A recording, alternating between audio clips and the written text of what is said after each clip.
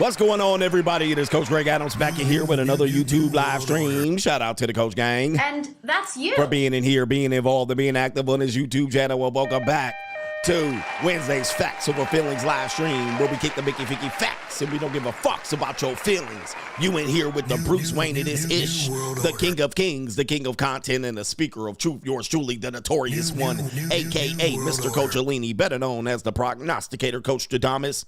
And you're in the Desert Storm bunker with none other than EWF. That is every woman's fantasy. But you can call me CGA, God Allah, and I'll be the 14-time demonetized champion of YouTube. We got a great show for you today. We got a passport. Pookie lies on his Filipina Americanized wife. I cook, I suck, I shut the fuck up. All right, his Filipina Americanized wife. I covered this story briefly. Looking at this guy, I knew something was up. I cook, I suck, I shut the fuck up. I knew it was too good to be true. Something's wrong with this guy, but we're going to play some videos of him and her. She has come out to defend herself on Al Gore's internet. And not only that, he has validated many of the points that she made.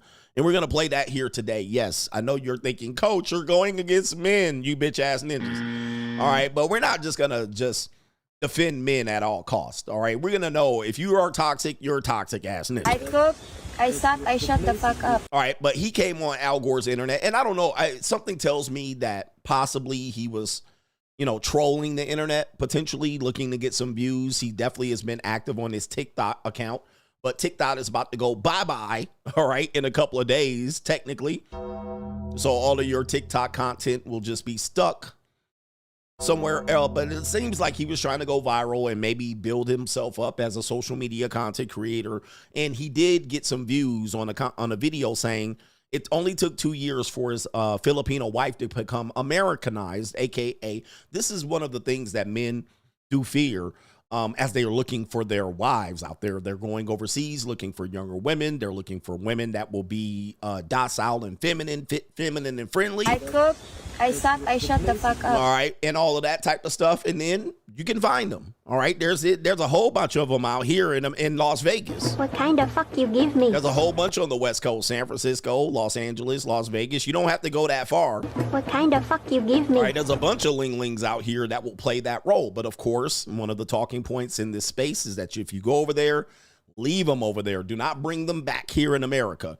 All right, at all. All right, even though they like to get dominated. I like to get dominated. All right, I like me a lingling, you know what I mean? But in this case, he has a young lingling, 20, 30-year age difference. He's brought her over, according to him, and now she became Americanized to ruin his life. Well, that ended up not being completely accurate. And we're going to talk about that later on in the show. We also have a teacher, high school teacher, that has traded vape pens as a payment for sex for at least up to 12 high school students. Yes. Oh, the humanity. All right. You guys got that right here? Some people, who's complaining about the chat? I don't know nothing about the chat. All right. What's going on with the chat? I see the chat. All right. Do you see the chat? Did you eat that cat? Did you eat that cat? All right. I see the chat. Okay. People are chatting straight away. All right, maybe you have to refresh your page. YouTube has shit going on. I have no idea. Refresh your page.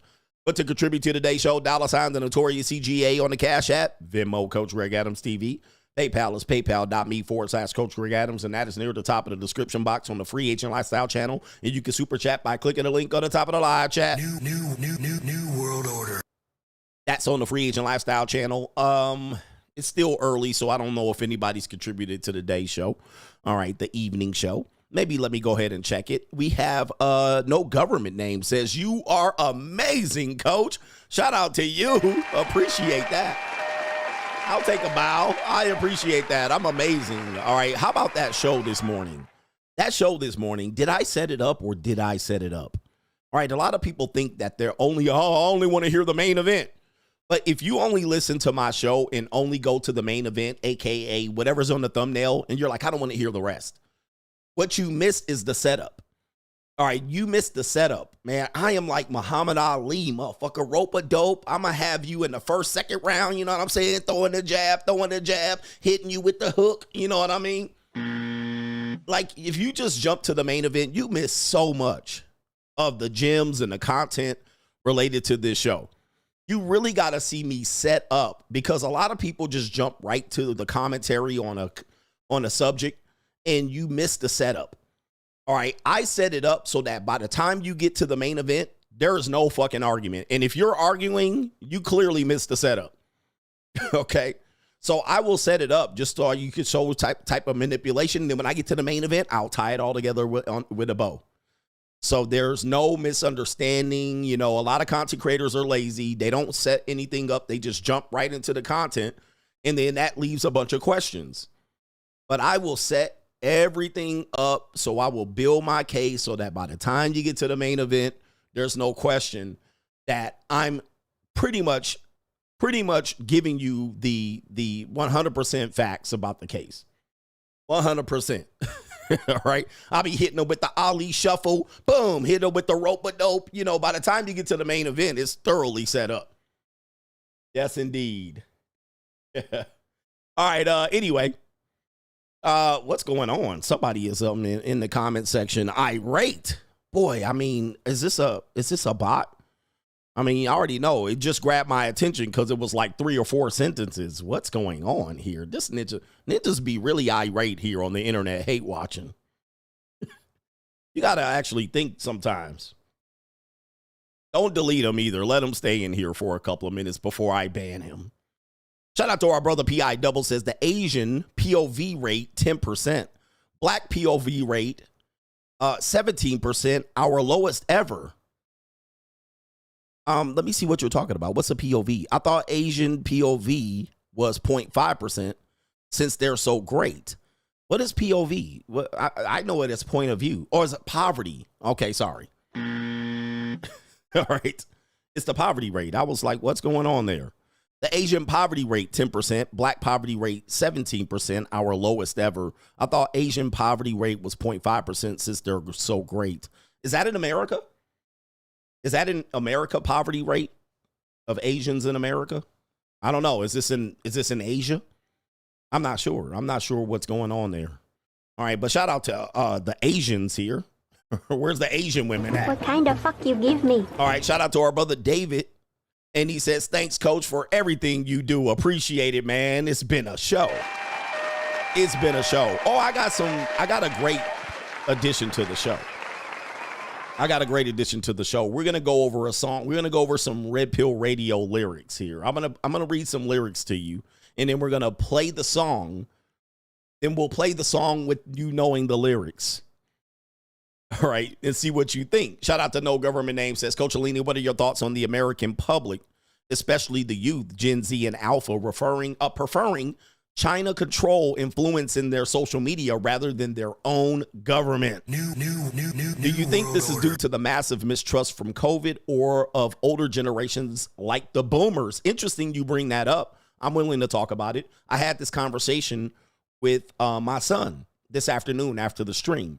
And, you know, we were talking about TikTok, and TikTok is definitely a Gen Z app. It's like, you know, I know it's weird. You know, you don't think so, but TikTok for Gen Z is like MTV for Gen X. It's like MTV. It would be like the television. It would be like everything you like about television in the 80s or 90s. And the government said, we're getting rid of it. And we'd be like, huh? So what would we do in 80s and the 90s? We would literally try to do whatever we would say, fuck the government. All right. No, man, we're going to get our music videos, BET Uncut. We're going to get our fucking music videos. You ain't getting rid of TRL Live. So that's their most important communication device. It is where they can share their thoughts. Most of the time, there are not very many older generations on TikTok. So they kind of have a free reign over there to say what they want to say and express themselves.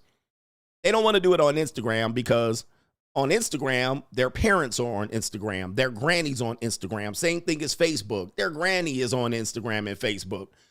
Or Fakebook, as I call it. So that's not their app. And, you know, TikTok came along when Gen Z was literally going into their preteens. So, and before that, it was Musical.ly. And yeah, for the millennials, it was Vine. So you got to imagine for that generation, it is pretty intense for them They're going to revolt. They're literally going to have a revolution. The Gen Z revolution. The Gen Z beta male revolution. It is literally, they're pissed about this. So with that being said, they are preferring, as my son was expressing himself, he said Gen Z would rather give their data to China than have TikTok go away. They're like, forget the government. We're anti-government now. And he said because of COVID. Yeah, people don't like when we bring up COVID. All right, I'm going to bring that shit up because you fucking lost. You were morons during COVID. So you going to want to make me forget. Why are you still bringing it up? I'm going to still bring it up, bro, till I die. Every fucking day and year. I told you I would, too. I told you I would. So don't ever try to shame me about talking about you jackasses during COVID. But that's neither here nor there. They're becoming anti-trusting of the government, and they're willing to revolt. This is the Gen Z revolution going on. New world order. And they rather align with China than America. New world order. Like, that's what they're doing, man. That's Gen Z in a nutshell. Just so you guys know, man, that's Gen Z. Gen Z is rather give their information to China and keep their TikTok than to, you know. Yeah, you fucking vaxxers. All right, I'm going to tell you every goddamn week, you morons walking around with your cardinal mask on. All right, I'm going to tell you every fucking week. I'm going to keep bringing it up. You still, I saw a content creator. He was doing a thing on Fresh and Fit. And he was like, we're still bringing up COVID? Yes, we are, motherfucker. Yes, we motherfucking are bringing up COVID. All right, every goddamn week if I can. I would do it every day if I could, but sometimes I'm not thinking about it. But I'm going to bring that shit up for the next 50 years. As long as I'm alive, I'm going to remind you bitch ass niggas what y'all did during COVID. You scary cocksuckers. All right, yes, I will. Don't shame me out of talking about it. You fucking 6 feet distance. Don't trust the science, bitches. All right, I'm going to bring that up every goddamn week. Trying to shame me out of talking about it. When you was like 6 feet distance, bitch. All right, I'm going to bring it up. Trying to shame me out of talking about it because it didn't go your way because you took 5 booster shots and still had COVID. I'm going to bring it up. They're just trying to shame me out of talking about it. No, hell no. Making me stay at home and lose my business. Oh, yeah, I'm going to talk about it. I'm still salty about it. Pure blood in the house. Pure blood in the house. No vax, no booster. All right, and I'm still here. All right, what are we doing? They just be trying to shame you out of talking about some shit when they lose. If y'all was right, y'all still be talking about it. Granny killers. Yep, they'll be calling you granny killer. You're a granny killer. All right, I remember what you did to me. You were a terrorist. So I'm going to bring it up. All right, anyway, enough about that. Shout out to NGN. All right, that shit ain't gone away. You guys ruin everybody's lives with that bullshit. And I'm pissed about it. Shout out to our brother Al T. Love your work, coach. Shout out to Al. Al Bundy T is in the building. Angry little dude says, in class with pen and pad, sensei, your knowledge is unmatched. We are here, brothers. We are unmatched and we're here. This should be a great show. This should be a great show. All right, most of y'all killed y'all granny. All right, giving them the booster and shit. Letting them die. Did I really kill my granny? Yes, you did. They were doing fine until you went over there and rushed their ass to the doctor. And then they poked their arm out and they were dead in no time flat. All right. I had that conversation with a friend of mine. He said his father was healthy in his 80s. But of course, everybody was going nuts. And he said they went over there. And this is a guy. He was a doctor. He's a doctor, but he's not a doctor. He's a doctor in another discipline. So he doesn't know anything about what. But, you know, they trust the science and shit. So he takes his parents over there. And they're from Iran. They're from Iran. If we call it Iran. But it's Iran. They're from Iran. So they go over there, and he was like, all right, let's just everybody stay safe. He put their arm out. They got their pokes and their boosters. And guess what happened? He said his health deteriorated rapidly. And I'm not saying this is a result of it, but his health deteriorated rapidly. Now, I asked this guy because he's a good friend of mine. He was a former client, and we have a good relationship and rapport. So people tend to see me as a counselor, right? Because I was a trainer. People seem to value my opinion. I was a coach, and I'm the motherfucking CGA coach here. So people do value my opinion. And I asked him, I said, listen, this is a tough question. You don't mind me asking, right? And he says, go ahead. I said, do you think that you're responsible for his death?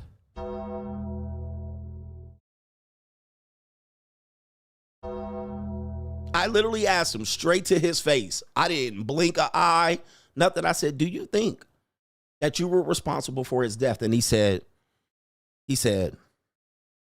I think about it all the time. I said, he literally was like, I think about that. I think about that. And I'm like, that's cold fucking blooded. That's cold.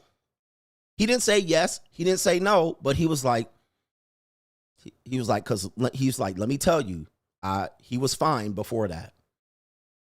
He was in good health. But he literally had to think about it, and he thinks about that shit. And I'm like, that's some serious shit. That's some serious shit. I was like, bro, I'm like, that's cold. That's heavy, man. That's heavy. But it's real. It's real in the field out here.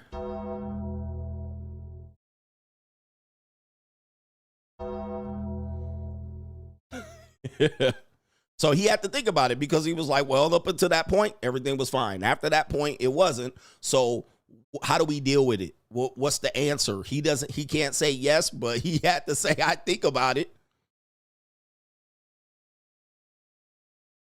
So anyway, enough about that because Bitch Ninjas is in the chat now. They're like, this is the science coach.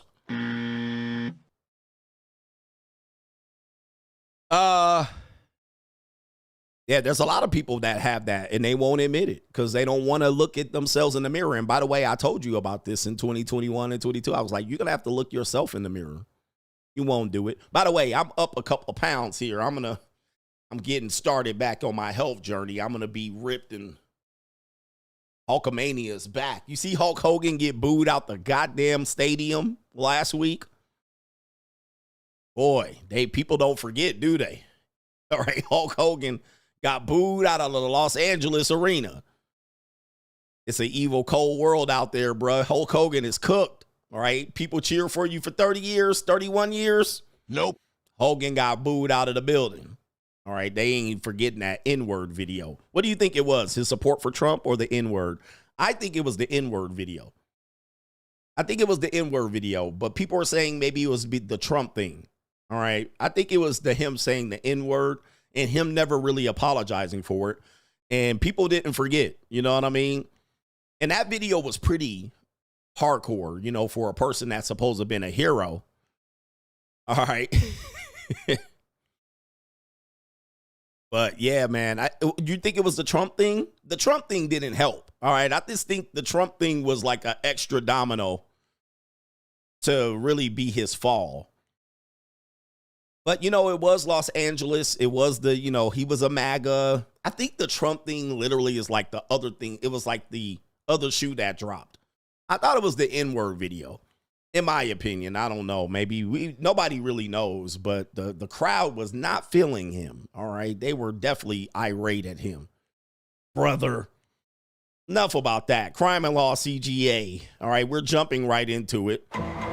Crime and Law CGA, have you heard this story about a high school teacher, I believe, in Texas? She looks like a gordita. All right, let's get her up on the screen here. High school teacher, I can't tell what she is. Is it a mulatto? Is it a gordita? I can't tell.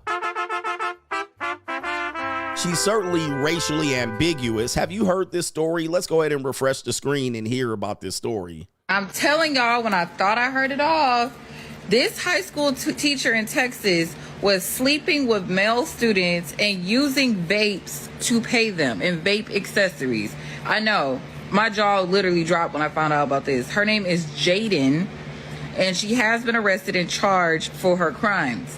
But according to what they said, there could have been up to 12 boys that were affected by this. She would basically, this all started with an investigation of students on the campus using vapes and vape accessories and things of that nature and trying to get rid of them. Now, during this investigation, they uncovered this whole string of communication between her and these boys, these students of hers, that she would bribe using vapes and vape accessories. Now, according to what I looked into, she would basically tell these kids that, hey, like, I will get you, you know, a vape, or I will get you this, whatever the case may be. And in exchange, these students would allow her to SA them. Trying. Oh my goodness, not the good. Woo, she's starving out here, man. Yeah, that brother's starving. Wait, they said they would allow her to SA them. Nah, she sucked them off. All right, she sucked them off and they smashed. They definitely smashed, but damn, she's starving. Yeah, that brother's starving. 12 students, that's a whole. Trying. All right, dang, bruh. Gordita. I can't tell what that is. I can't tell what she is. People say maybe Native American. It is Texas, so it could be all of that. All of the above. I'm telling y'all, when I thought I heard it all, this high. Oh, what happened? I'm telling y'all when. Okay, all right. Damn, who uploaded that TikTok right there? Let me see if I can pull her up here. Her name is Jaden, and apparently she's a student teacher. She's not a teacher. Let me see here. Teacher, Texas. All right, let's see if we can pull her up. We got her right here. This is an older story. It was from last year. All right. I mean, well, it was from early. It's not even a full year old. But the Agua Dulce, is that how you pronounce that? Former Agua Dulce teacher arrested following allegations of inappropriate relationships with students. All right, they are doing the perp walk here. Let's see if we can get the video. There's probably going to be an advert on here. I'm Don Lavelle, pastor of a fellowship. This is my wife, Marva. This is a new day with new mercy. Oh, okay, hold up. What is this right here? All right, okay, definitely Texas. You got a Christian commercial for a church. Right, church commercial out here. All right. All right, what is going on there? All right, let's see here. Definitely some Texas shit going on. Boy, I miss the olden days. Remember the olden days in the South? All right, who remember these days out here in the South where they would have you wake up in the morning on Sunday and they have like a guy fixing a car in a garage and shit, telling you go down to the Aldi's and get some motor oil. And he just sitting there in the South. You know, you brothers that grew up in the South, it was some white dude in the garage fixing this car and shit. And then just be watching it too. Like, yeah, he really fixing that shit up. Look at him. He fixing that engine up real good. Do they still show that shit? We got YouTube, so they don't do that no more. All right, but you used to just wake up, motherfucker, just in his car. All right, here we go. We got some motor oil here. All right, some 5W30X. All right. Who remembers those days? I don't. I do. It used to be a thing there. But here we go right here. Now we got it going on here. Here we go. News reporter, former Agua Dulce science teacher Jaden Renee Charles is accused of having an improper relationship with several male students. Agua Dulce City Marshal says the investigation started after several parents raised concerns. Their investigation also led into Alice. Agua Dulce City Marshals charged Charles with 2 counts of aggravated sexual assault of a child. Alice police charged her with 2 counts of grooming. So we're going with the earliest accusations, and we're moving forward to the earliest. And so we've got an old Ninja, what? Huh? What that mean? All right, Barney Fife. All right, no, I don't want to give you any feedback. Barney Fife, what was that, sir? All right, he wasn't ready for the camera here. Wait, tell us what happened. Going with the earliest accusations, and we're moving forward to the earliest. And so we still have a long way to go. That's Corpus Christi for you. Barney Fife, Mexican Barney Fife. All right, what? You're going to start with what accusations? You said the latest, I mean the earliest, and then you're going to go to the latest, I mean the earliest. What happened there? He said what he said. All right, Barney. All right, Jesus. That was terrible here. He's charged her with 2 counts of grooming. So we're going with the earliest accusations, and we're moving forward to the earliest. And so we still have a long way to go. We still have a lot of evidence that we have to go through. As the investigation continues, law enforcement says Charles may face additional charges. There could be as many as 12 potential victims. She has resigned from her teaching job. The city marshal and the Alice police chief say they plan to interview more students who they believe were also involved in an improper relationship with Jaden Renee Charles. I'm Melissa Torino, your neighborhood news reporter in Alice for Chris 6 News. Shout out to Corpus Christi, Texas. Remind me never to go there. All right. And remind me to never to go there. She's 25 years old and she was getting her cheeks clapped by many students. 12 victims, vape pens. It says she had sex with Charles in the house. One of the students clapped cheeks at her house. Police don't believe any sexual activity took place on campus. All right, they got a video obtained right there with Charles at the Alice Hotel. All right, she at the hotel. And Ho did not tell everybody about this. Yeah, she looking to go to jail. All right, that's crazy there. Yeah, that's Corpus Christi, Texas. No, thank you. All right. Never been, never will. All right. I don't even know. Anybody in Corpus Christi right now? I'll pass. All right. It's an evil world we live in. All right. Hold on for a second. What are we doing here? All right. It's an evil world we live in. Okay. I got it. Man, fuck all you hoes.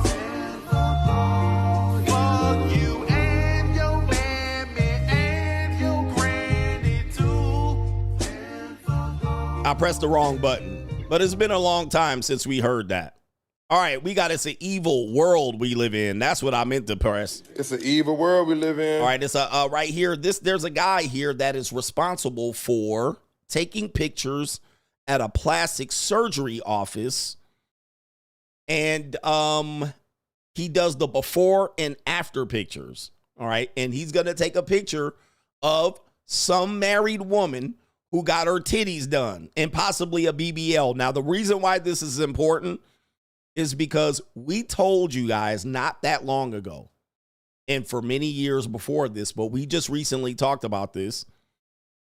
If you're married and you give your wife some titty implants, you get her body done, those titties and that body is for somebody else. You're as good as done. Okay, the likelihood of this is greater than 50%. There's a 50% chance that when you get her mommy makeover, tummy tuck, titties done, booty done, that is somebody else is going to play. Those are Pookie's play toys. Now, this guy right here works in the office, and we're going to see this live and in living color. You won't see the woman. You're just going to hear her. So go ahead and tune in to the vocals. You're going to see him mostly. You're not going to see the woman. But let's see how she's responded here.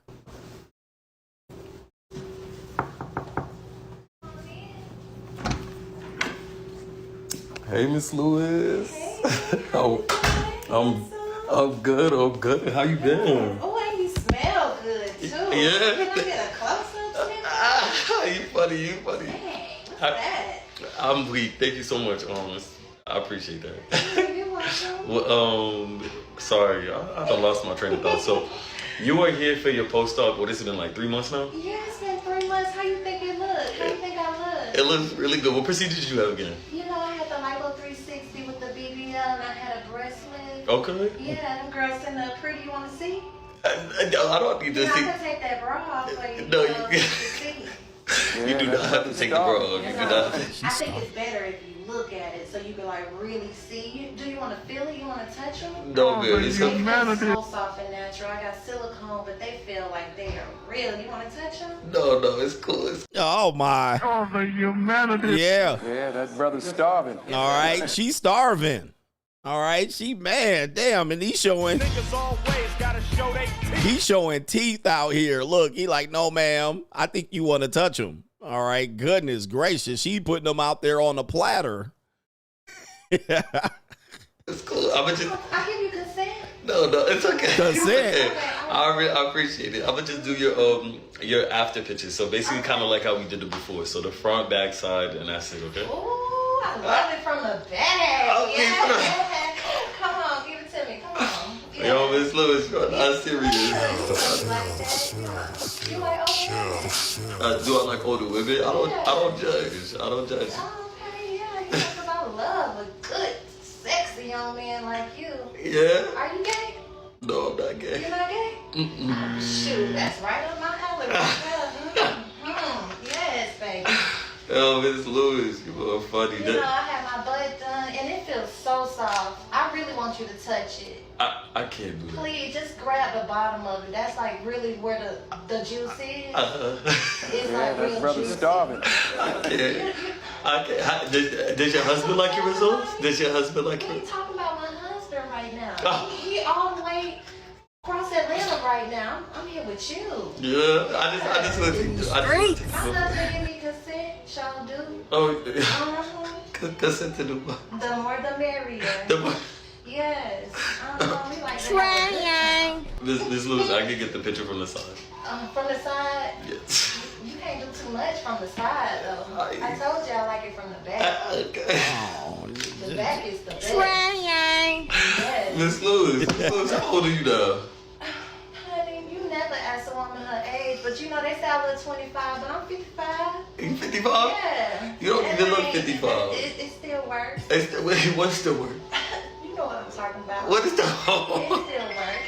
Oh. Did you eat that cat? Oh, man. She trying to get him in that warm embrace. Wrap you in my warm embrace. Oh, man. She trying to get him in that warm embrace with that 55-year-old creepy collie cootie cat. Did you eat that cat? All right. She definitely trying to get him hemmed up and put that cat on his face. All right. She said it still work out here. Man almighty. Come It still don't care about who called. That's my husband calling. I had to put it on snooze. All right, Miss Lewis. For you, baby. All right. I think we done for today. Already? Already. I appreciate You it. didn't even get to kiss her yet. No, but I appreciate you so much. You look really good. Congrats on your results, sir. Thank you. All right, yeah, that's a good skit right there. That's a good skit. I don't know. All right, not to say that that's not a reality though. All right, that's definitely a reality. It could happen. It definitely could happen. All right, we got one more. It's the evil world we live in. We have a woman here that says, divorce is real. The realities of getting a divorce. Let's see. Might have played this one before, but take a look at her right here. She definitely was. I'm going to the streets. End of story. All right. And she was like, I can't take it no more. And she'd have dipped out. Well, let's see what happened here as a result here. And we're using our last few TikToks of the year. Here we go. Divorce is really hard. I thought I could talk about this. I didn't realize how raw it was. And I did not expect fucking having a New York City office that I'm commuting into stir up all of these feelings. I thought I was so past this. I moved out 2 years ago. And I'm not. I had a whole wall in our house of like family portraits. And not in like a corny, horrible way, like in a cool way. Like I had great pictures. And, you know, I only kept the ones of my son. And this is one of them. And it's, wait, let me give you a better version. My son, when he was 8, probably. And we were decorating for Christmas.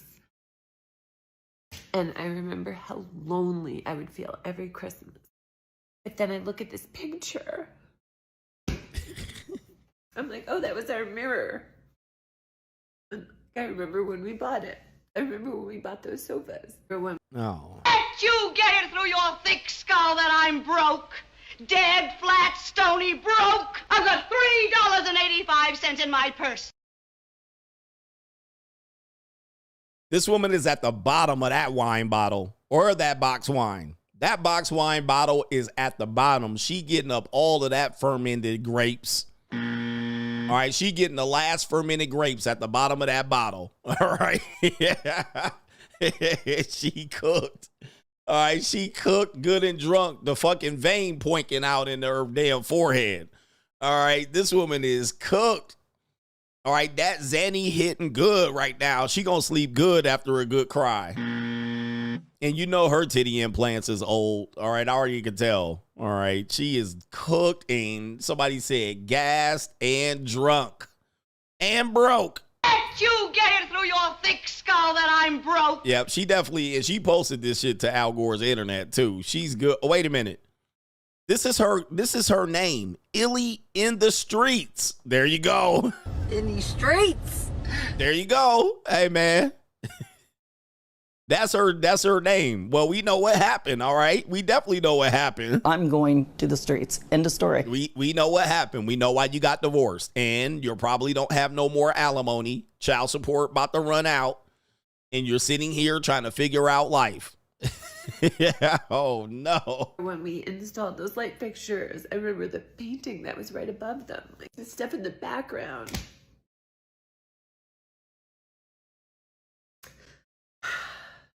Yeah, she cooked.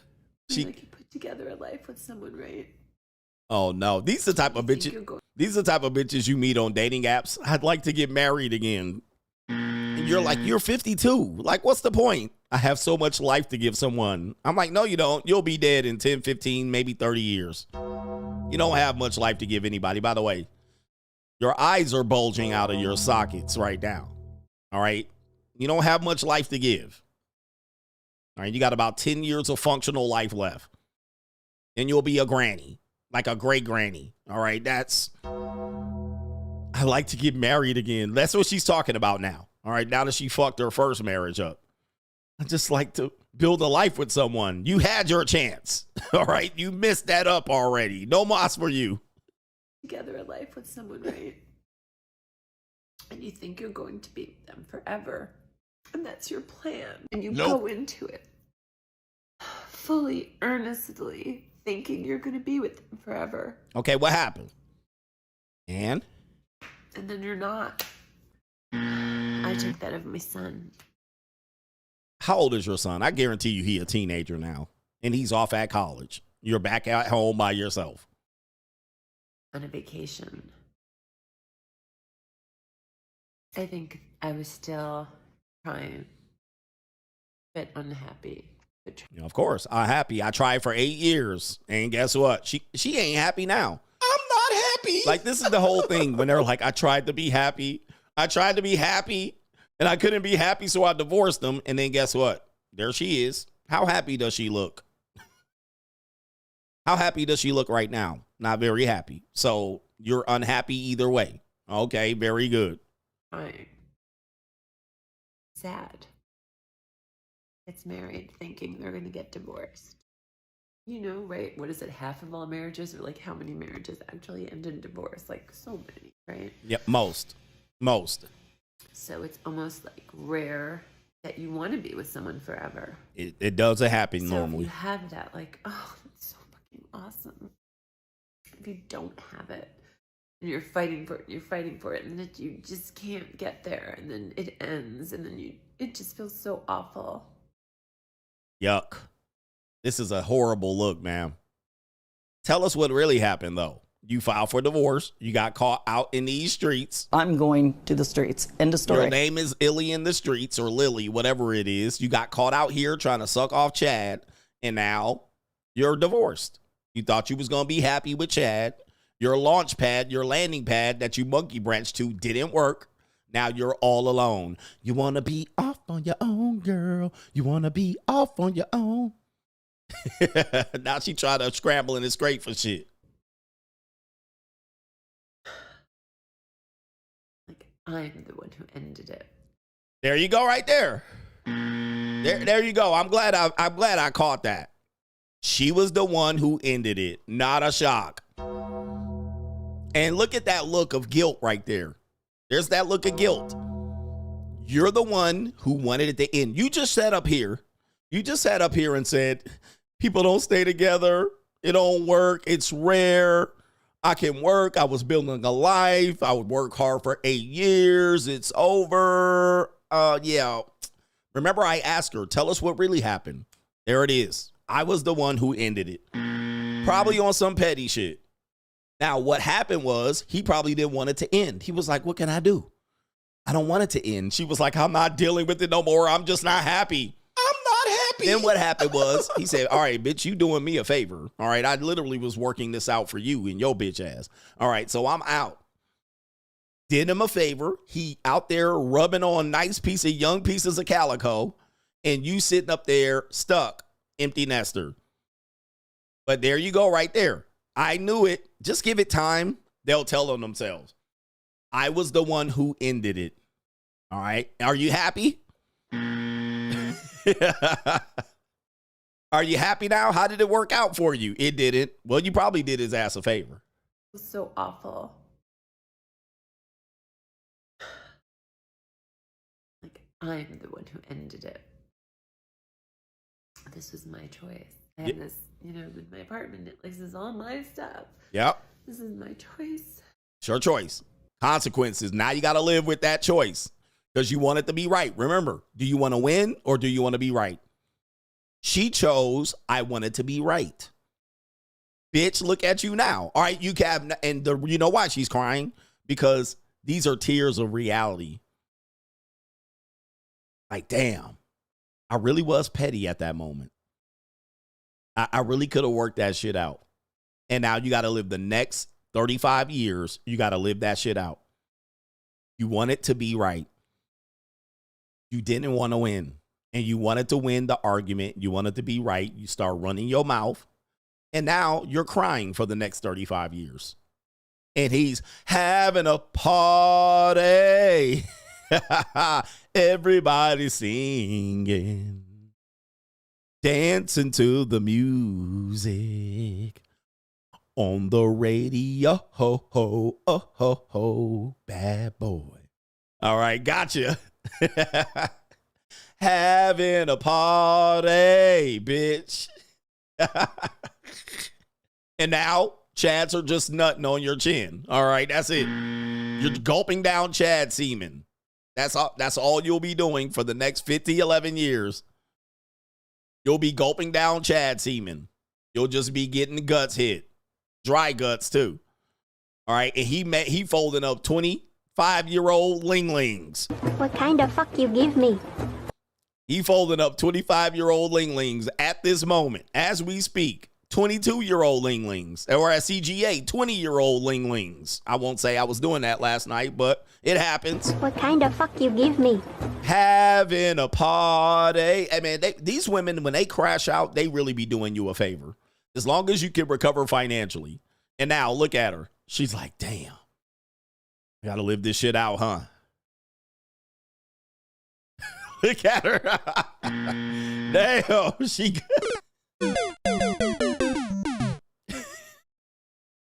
When the reality hits, hey man, hey, all you got to do, guys, is recover financially. You do that, you're gonna win, bruh. Apartment, this is all my stuff. This is my choice. Yep, your choice. How's it looking? How's it looking? You don't expect it to hurt 2 years later. Yeah. Oh man, ladies, man, boy. All you had to do was be quiet. All you had to do was let's shut up and live and let them win.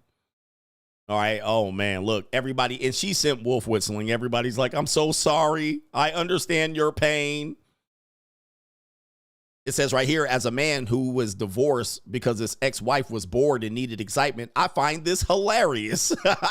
Look at Chris Cade.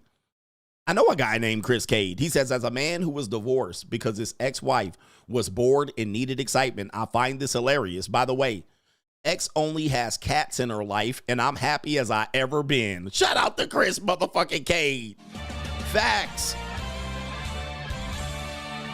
All right, hey, you did me a favor, all right? And what you got going on, bitch? Now you on Section 8. Now you sleeping on the couch. Now you drinking wine. Ooh, It's an evil world we live in. Coming up next. It's an evil world we live in. Before the main event, we're going to dive into a song, and we're going to give you the lyrics, and then we're going to play the song, and then we're going to give you the song and the lyrics to see if there's a hidden message in there. But let me get to the contributors to today's show. Let's get through that. Appreciate y'all, man. Do me a favor, hit the like button. Boy, are we shadow banned today? Somebody else must be live streaming. All right, did I get Kaylin? I did. We got Eric, Pro Mansplainer. We got a couple more people that wanted to say something. Shout out to our brother Jay McGee. Says, shout out to the Pure Bloods. No Poke Gang. He says, better boss up, Ninja. Bye here, man. Let's go. Pure boss up, nigga. Pure Blood Gang in the building. Remember, it was so important. It's so important. Now it ain't even that important. Shout out to our brother here. Black Man Suburbs. He says, Coach, I've been monk for 6 months now, and I checked one of my accounts, and I have over $1,000 saved, not including what I don't touch. This is due to the money mindset. Get on it. Get on the money mindset out here. All right, get on the money mindset, man. Look, we said this the other day because, a lot of guys say free, free, free. But I guarantee you, the only thing you'll find out what you pay when you stop dating. You stop chasing skirts. You're going to find out how much you really save, how much you were really paying. You'll be like, damn, I have all this extra money. You're like, did I forget to pay a bill? Oh, you caught up on all your bills. You just ain't out here chasing skirts. And every man needs a period of time where they not out here chasing skirts. All right, they will get up. They will be up. Shout out to our brother here, Macaroni Tony. Some people with jobs that opined, is that what you said right here? Had 3 choices: comply, resign, or get fined. He says, you know what side I stood on. The free agent lifestyle, man. You got to be free. You had 3 choices. A lot of people lost their job because they didn't want to take the pokey poke. People just said, fuck it. I'm going to just quit. Slavery and salary. Slavery and salary. Jeff, the producer, is back with the support. Shout out to you. And that means we can get to the next part of the song, next part of the show. This will be an interesting part of the show. Really not the first time I've done this. I've done this with Beyonce. All right. Where I read the lyrics and it was quite a shit show. And I've often suggested some songs, and I've suggested this song before as a song that you should listen to. But we're going to break down some lyrics of a song, and I want you to listen to some of these lyrics. Then we'll do something, then we'll play the song, and even above, we'll take the copyright hit. Okay? And then we'll give you the song and the lyrics. Again, we'll replay it so you can hear it. And this song is from the year, I believe, 1983. Somewhere around there. 1983.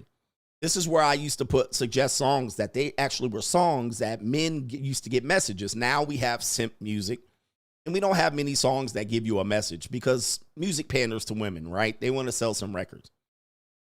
Okay, but let me read these lyrics, and some of you guys will recognize the song. Some of you young men will not know this song, but I'm going to read the lyrics. It says, I'm going to read it regularly, then I'll kind of sing them. I'll kind of sing them in places because that's the only way you'll make it make sense. And then we'll play the song. Okay, so first it goes right here. It says, she'll only come out at night. The lean and hungry type. Nothing is new. I've seen her here before. Watching and waiting. Oh, she's sitting with you, but her eyes are on the door. Then the next part of the song. So many have paid to see. I'm going to say it again. So many have paid to see what you think you're getting for free. The woman is wild. A she-cat tamed by the purr of a jaguar. Money's the matter. If you're in it for love, you ain't gonna get too far. All right, listen to that. I'm gonna listen to that. I'm gonna play that. I'm gonna sing it back. I'm gonna sing it back to you. Listen again. A lot of what I teach you is in this song. A lot of what I teach you is in this song. Some of you guys got the song. Shout out to y'all for getting the song. She only comes out at night. The lean and hungry type. As CGA said, nothing is new. I've seen her here before. Watching and waiting. Oh, she's sitting with you, but our eyes are on the door. So many have paid to see. So many have paid to see what you think you're getting for free. The woman is wild. A she-cat tamed by the purr of a jaguar. Money's the matter. If you're in it for love, you ain't gonna get too far. Holy shit. Oh, here she comes. Watch out, boy. She'll chew you up. Oh, here she comes. What? She's a man-eater. All right, they repeat that. Here's the next verse. I wouldn't if I were you. I know what she can do. She's deadly, man. She can really rip your world apart. Mind over matter. Oh, listen. Oh, the beauty is there, but a beast is in the heart. God damn. That shit is cold. 1983-ish, 1982 it. This is the stuff I've been telling you now. Hey, it ain't new. Ain't nothing new. Let's play the song. Let's play the song so you can hear it, and then we'll catch the lyrics again. Copyright time. Let's go. Okay. She's sitting with you, but her eyes are on the door. Her eyes are elsewhere. Her eyes are leveling up. Uh-oh, she looking for a new victim. Damn. Is that what CG?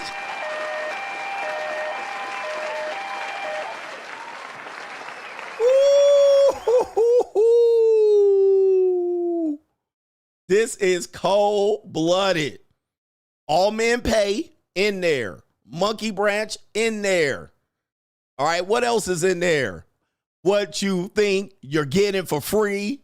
Money's the matter. It's about the money. If you're in it for love, you ain't gonna get too far. What do we tell you about? Hey, you think you're in love? Men are in love. Women are in business. Men are in love. Women are in business. That's right there in that lyric right there. I'll play it again. She only comes out at night. Uh-oh. And then here's the thing. He says, nothing is new. I've seen her here before. As I tell you, I've seen this shit before, bruh. Ain't nothing new. The last verse says, the beauty is there, but the beast is in the heart. Hey, she looks good, but that's half the battle. Hey, that's nice. She's beauty. She got a fat ass. That don't tell me much. All right. That ain't even half the battle. I'll play it again. That shit is cold. That is a cold ass song, bro. Ooh-wee. All right, let's do it again here. Shout out to Hall and Oates. By the way, I heard they beefing. They sued each other. All right, hey. Hall and Oates. Hall and Oates, chill out, bro. I heard y'all beefing, you suing each other. But that, you can't deny it, man. You can't deny that shit, bro. That is cold. The beauty is there, but a beast is in the heart. How about this right here? This is one. Money's the matter. Money is the matter. We just talked about that today. They really are seeing you utility. If you're in it for love, you ain't going to get too far. How about this one? So many have paid to see. They've already paid the price. What you think you're getting for free? Woo, fuck. Woo, wee. That's heavy, man. That's not a lot of words, but that's a heavy ass song. You don't realize how heavy that is. All right. That is a lot of what we talk about on a daily basis in this space. Okay. Some hypergamy is in there. Some monkey branching is there. Some I don't pay. I get it for free. All right. She's good. Her ass is fat. All right. That song cuts deep. That song cuts deep in a many, many ways, man. Yes. Woo. Men are in love, women are in business is in there.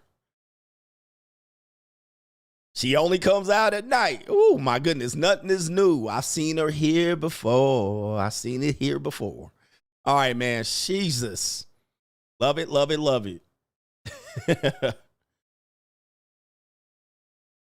All right, I'll try to do those every now and then. Yeah, somebody wants me to do Everything She Wants. That's another one, boy. There used to be songs out here for men. Michael Jackson, Billie Jean. All right, so much going on there. I love that, man. We got main event coming up here. We're not going to stay long tonight. I thought I would have some fun. That song is Hall & Oates. That song is Maneater by Hall & Oates. One of my favorite songs. Pro Man says they tried to warn us way back and we chose simping in the 90s. Yes, we did. They tried to warn us. People tried to warn us. Don't say it, man. I'm pretty sure. I mean, there's so many songs and musics that they tried to warn us, but we were like, but shout out to our brother Khalid Cooper says Rich Girl by Hall & Oates, great lyrics. All right, we're going to be pulling out a bunch of these songs, man. But of course, I get the copyright on this one. But yeah, man, shout out to our brother Dale Davis says for the jam session. That's a co-sponsorship. Shout out to you, man. Shout out to Noel. Rusted Junk, can you play Misunderstanding by Genesis? All right. I might throw it up there. Well, I can't play it today. There's only so many copyrights I can get. All right. But I'll have to do one at a time. And occasionally. But that was fun. Oh, Phil Collins got a lot of Red Pill lyrics. He got a lot of Red Pill lyrics. They tried to warn you. Shout out to our brother here. He says you should review Marvin Gaye, Hear My Dear. All right, Hear My Dear by Marvin Gaye. I think I remember that one too. Let me see if I can pull it. Hear My Dear. Oh yes, I remember that song.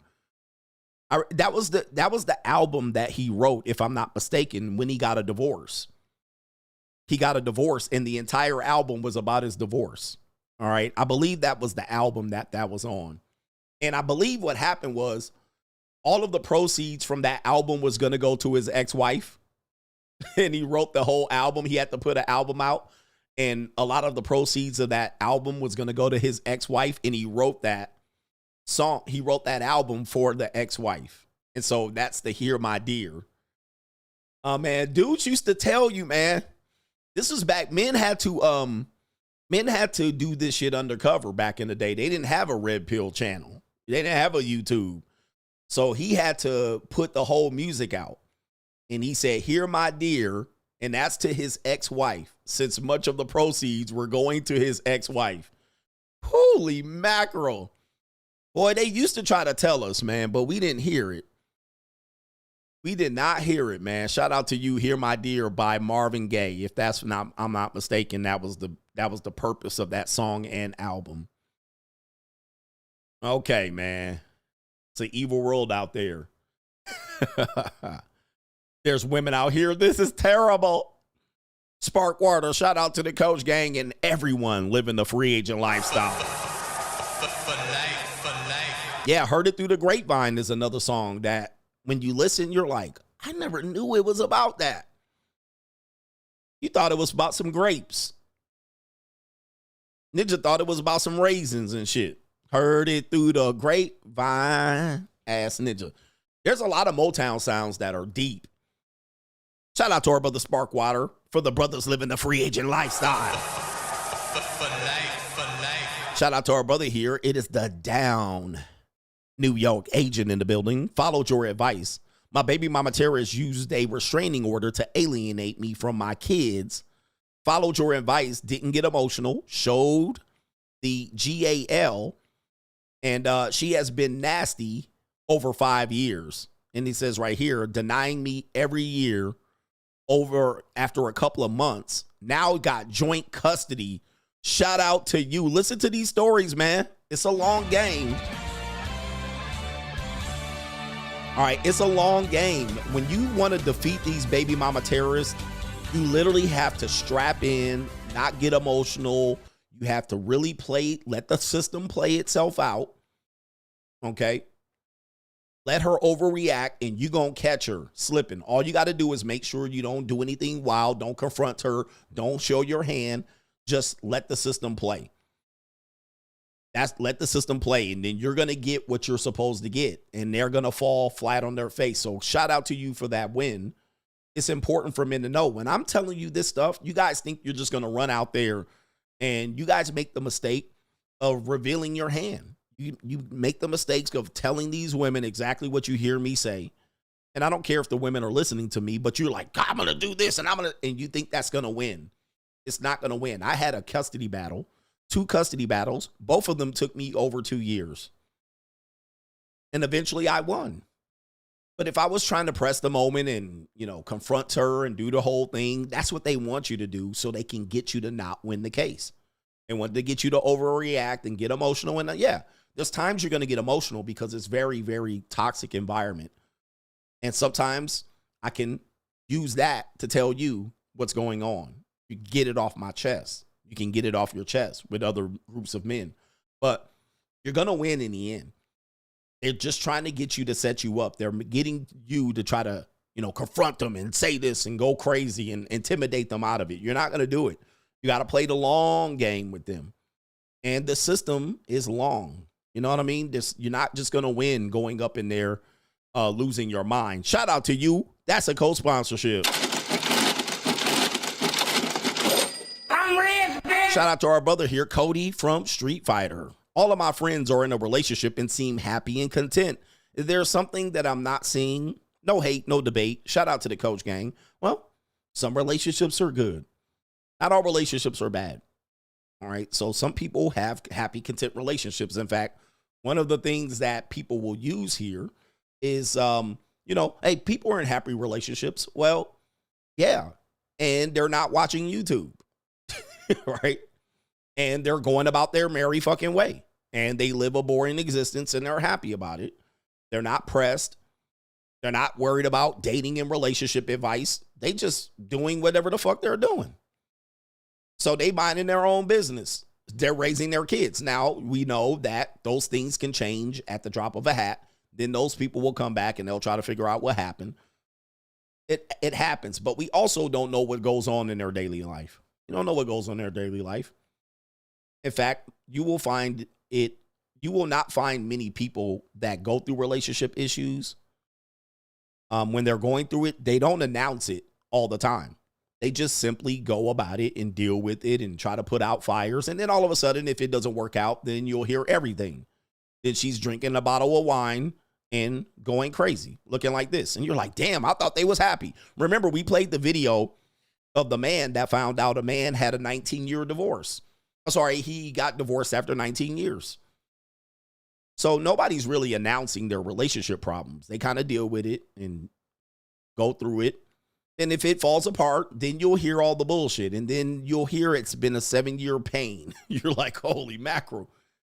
So don't think that you're missing out on anything. But if you want to get into a relationship, go ahead. It's almost always, I found that anytime, and it hasn't been recent that I've had this thought, but anytime I think, I wish I had a girlfriend. I have a lot of girlfriends. They just don't, I'm not monogamous with them. But anytime I thought, damn, it would be nice to have a girl, it goes away the next morning. Because if in fact that I do get a girl, I regret that shit. I'll be like, fuck, I was free. But go ahead. If you want to go out there and get you a girl, go ahead. They're very time-consuming individuals. All right, then you're going to realize, oh, fuck, I was actually free. Why the fuck did I do that? I got to show up, and she asking me where I'm at. Fucking goddamn. All right, anyway, I got to ride this shit out. I can't just dump her. I literally had to dump this chick because I realized, okay, I fucked up. False start. All right. 91. How did nigga do it? False start. Offense, number 91. 5-yard penalty. Second down. I literally was like, fuck it. I'll get into a relationship with her. Fuck it. And I jumped in. It literally was like 48 hours later. I was like, hold up for a second. I threw the flag up and shit. I was like, you know how the referee throw the flag? Them niggas be aggressive and shit. They be like, flag. I threw the flag up. I was like, I false started. My bad. Offense. 5 yards. Second down. I was like, move on with your fucking life. I fucked up. I fucked up. Sorry. I didn't mean to screw your life up, but might as well just throw the flag now and get out of this shit. All right, anyway. All right, I thought this is what I wanted, and then now that I see where this is going, I'm going to march that shit back. I'm going to give myself a 5-yard penalty. All right, here's a gift. Go on with your life. Fuck it. All right, I'm sorry. All right. I literally cut her off after 2 days. I was like, I was tripping. I know you understand. I was bugging out. All right, I got into it, and I'm not going to finish this shit. I was like, good luck with your life. All right, I was like, what was I thinking? Fuck it. I'm going to just let her move on. So anyway, yep. And she was thick, too. Thick white girl, long hair and shit, big-ass titties. And she had this weird obsession about hitting me when she had an orgasm. I think that's what happened. She was like, you want to delete each other's Bumble? You want to commit? I was like, yeah, why not? And I was smashing her, and she started hitting me when she was busting a nut. I was like, what is that? She was like, sorry, that's what I do when I come. I was like, hold up, bitch. Like, wait a minute. Wait a minute. Who are you? Personal foul, roughing the passer, 15-yard penalty, bitch. All right. Automatic first down. All right. This is too much. All right. I was like, this is what? I was like, all right, this got weird. All right. She would just be like, this is violence. I'll make sure I don't hit your face. I was like, what? All right, this is a weirdo. No wonder why you were single. All right, anyway, I gave her a 15-yard penalty. Walk it back. All right, anyway, let's stop. But Cody wants a relationship. All right, we got this guy right here. Main event. This is the guy. Oh, my bad. Sorry. I meant to do this right here. Main event. This guy made headlines a couple of weeks ago, maybe a week or two ago, while I was in Brazil. And he said his Filipino wife became Americanized. Let me see if I can find the video. There's several videos that we got to go through. His name is... Oh, wait a minute. Where's the video at? Damn. All right, hold on for a second. I think I messed up. All right, man, damn. Okay, the original video, I got to pull it up again because when you have it on TikTok in the background, it just continues to move around and then you miss it. All right, so I got to pull him up. His name is Chad to Dad on TikTok.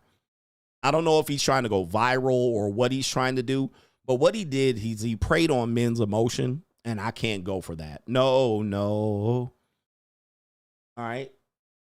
What's going on with TikTok? Did they crash out already? All right, so here we go right here. Let's go ahead and play the video. Chad to Dad.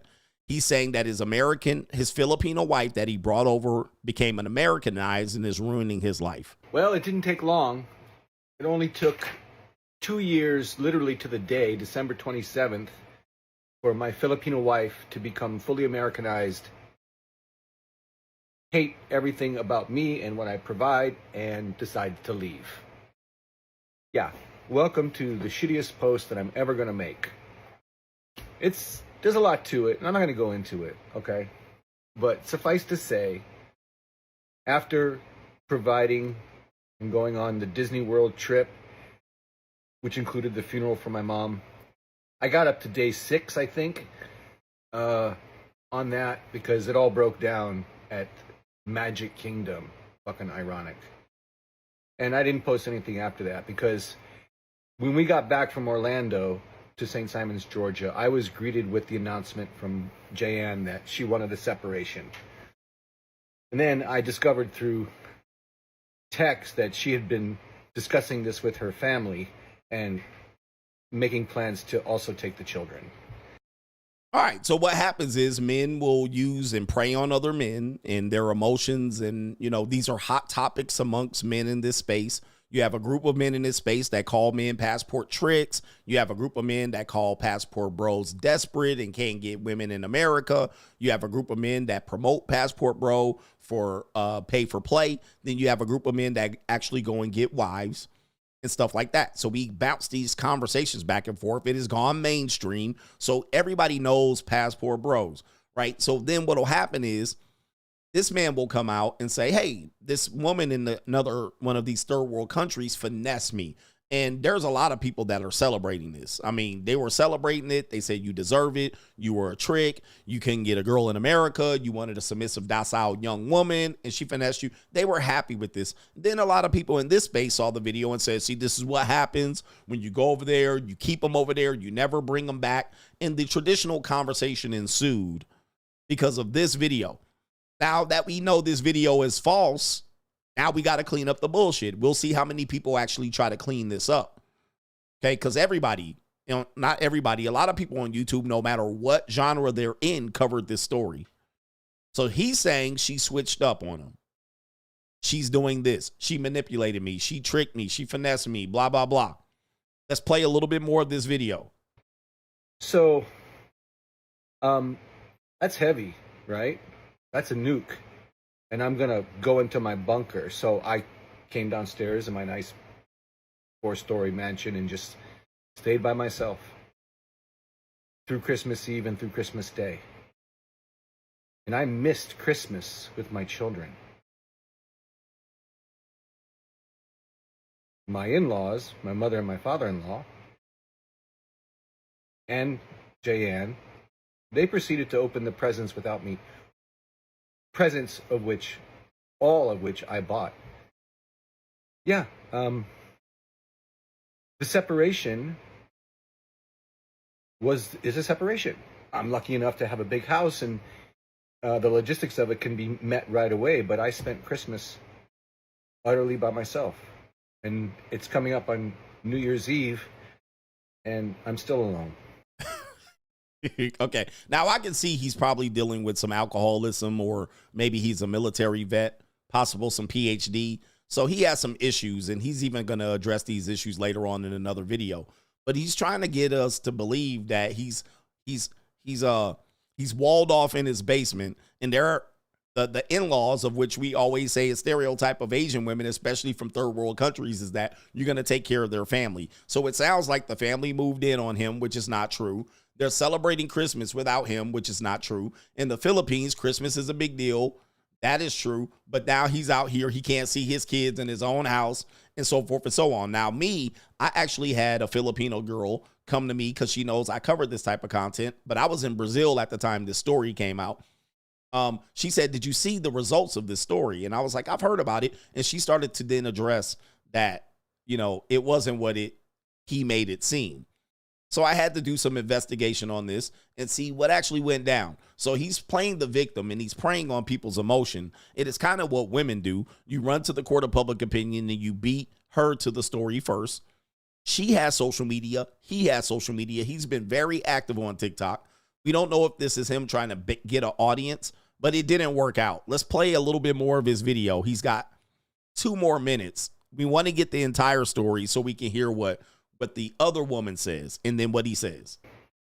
Because there's no communication from her. Why? Because she's communicating with her parents. She has the total backing and validation of her parents. Plus TikTok. All external sources of validation. And it's my position, my feelings are not relevant. She's got it figured out. She's got a plan. I'm waiting to hear what the plan is, and we'll see what happens from that point. But I'm pretty, I'm at peace with what has occurred, what could occur. I am done being Mr. Fix-It. Fix-It Felix. I'm not going to be the simp, nice guy, Fix-It Felix anymore. Oh, man. Something tells me in his eyes. I mean, it's in the eyes, Chico.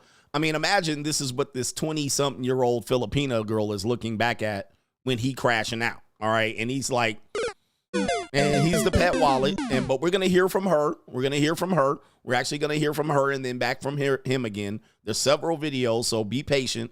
This is not the only part of the story.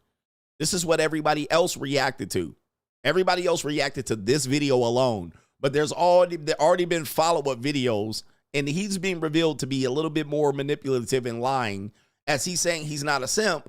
Well, that's going to be debatable at this point. You definitely are a Pookie. Okay? Relationship takes two people. And she made the decision for the separation.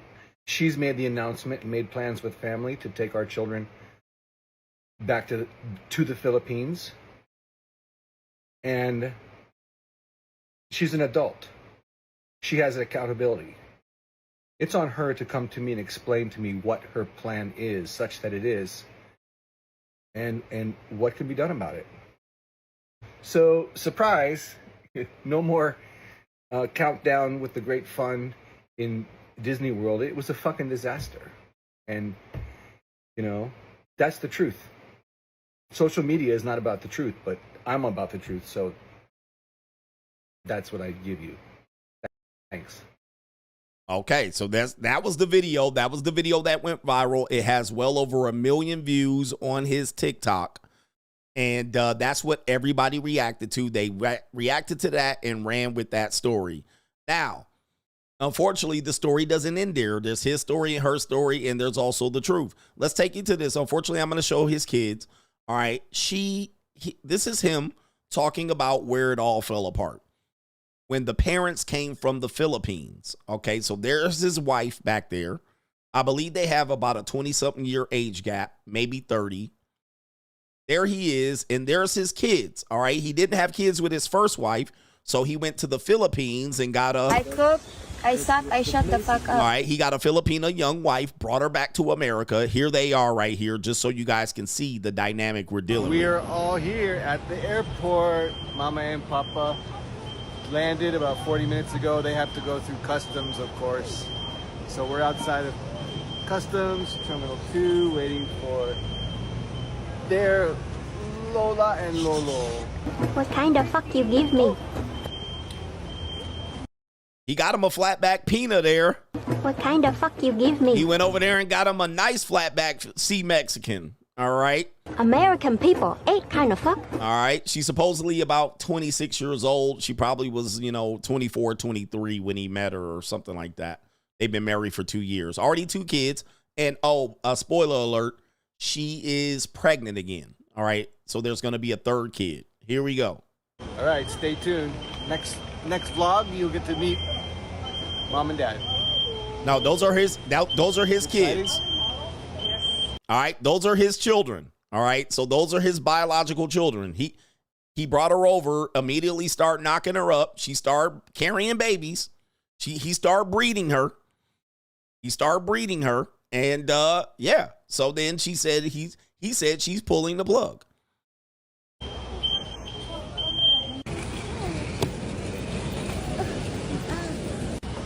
All right, so there you go right there. What kind of fuck you give me? All right, not to the daughter, obviously. Your grandpa for the first time. He's never seen you. All right, Lucky. Kids look good. All right, mixed kids. She was born in Hawaii, and he's never seen you yet. Oh, he's gonna die. All right, so there she is. I cook, I suck, I shut the fuck up. All right, so there it is right there. There she is. She's a lovely looking woman there. I mean, plain Jane, lovely looking woman. All right, gotta check her teeth. I cook, I suck, I shut the fuck up. All right, who keeps playing that sound effect? All right, who keeps playing that sound effect out there? But yeah, man, and she might like to get dominated. I like to get dominated. All right, I think she do right there. Shout out to her. Nice little C Mexican. Nice little C Mexican. All right, beautiful kids. All right, so here we go right there. Excuse me, are you taking my chair? Are you taking my chair? right, there she is. All right, she look young. Okay, I'm with it. I cook, I suck, I shut the fuck up. All right, hey, I'm with it. There we go. Nice little flat back peanut there. All right, you notice he didn't go get a fat Philip. I mean, let me stop. All right, here we go right here. All right, and there's the grandparents. These parents are going to come up because the parents are important in this story.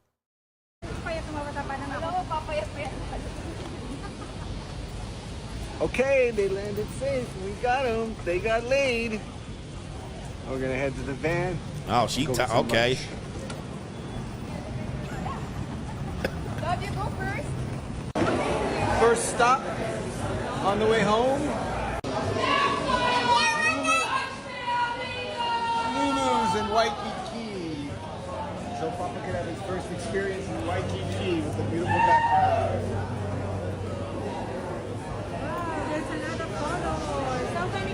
All right, so these are the parents. They caused the problem, according to him.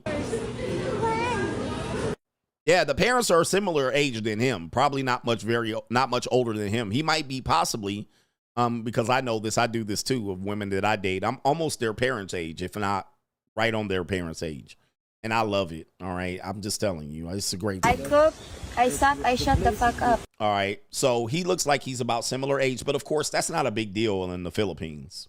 All right, especially for a young Filipino girl to get some security protection, get a marriage and kids.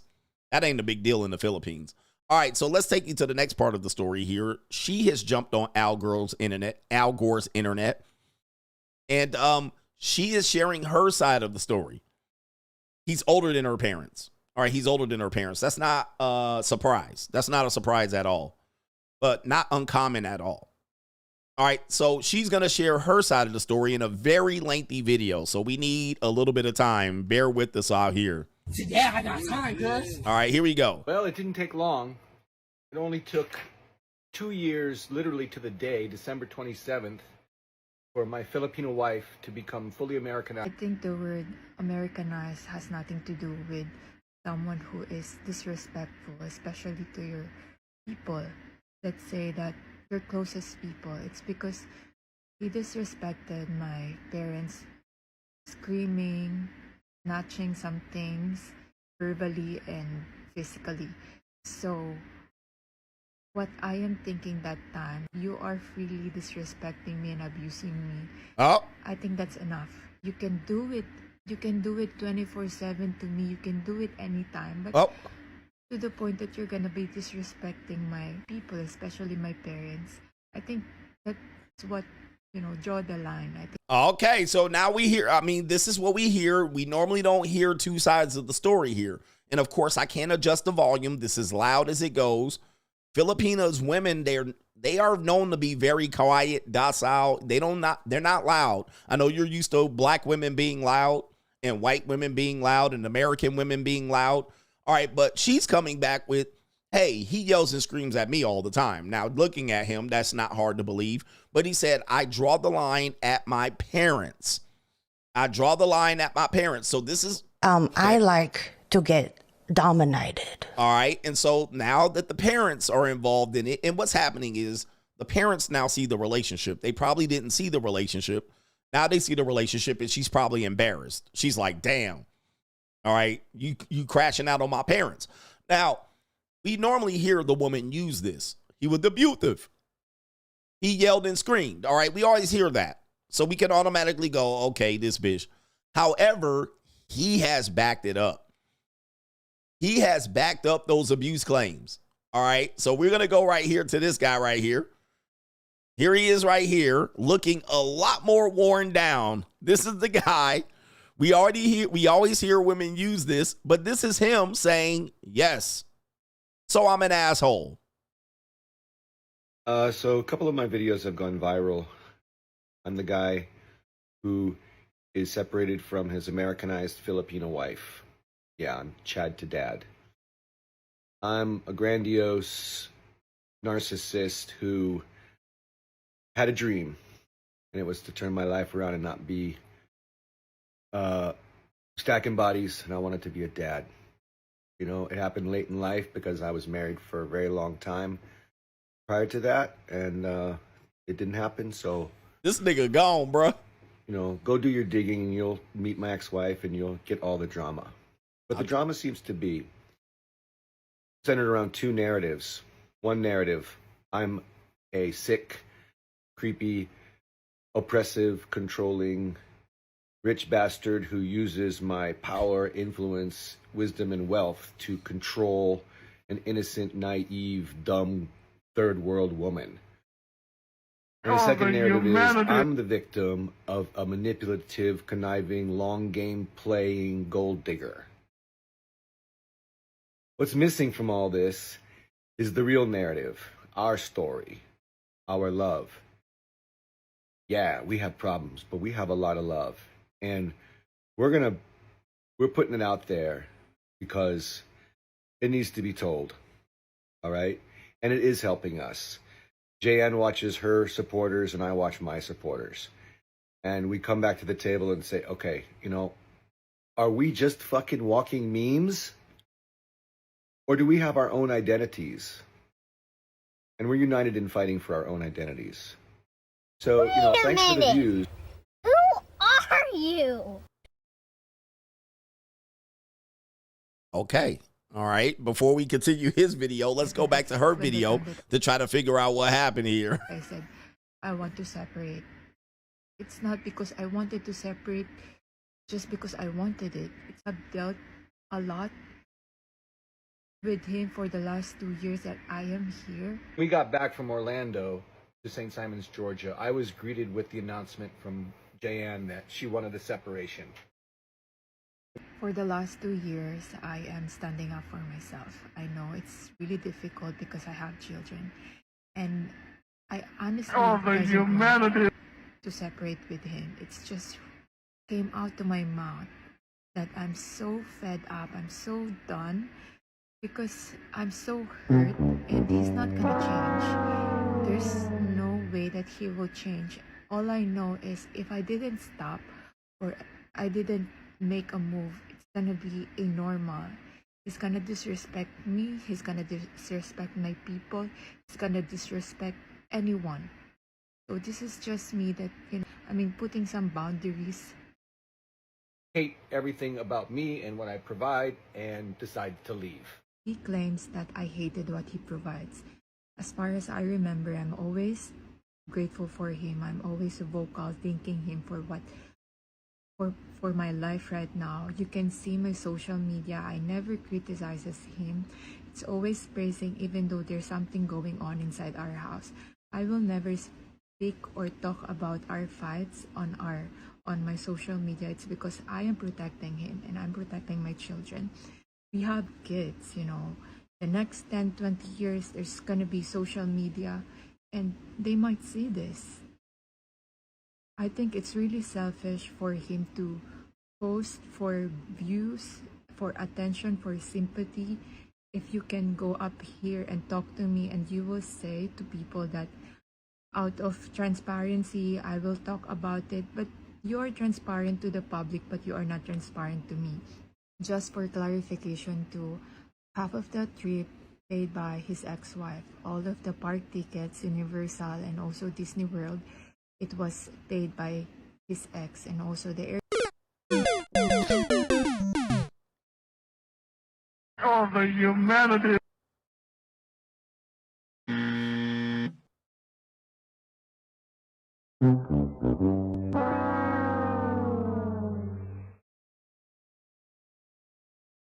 Oh no. Oh no, my nigga, you didn't get called out.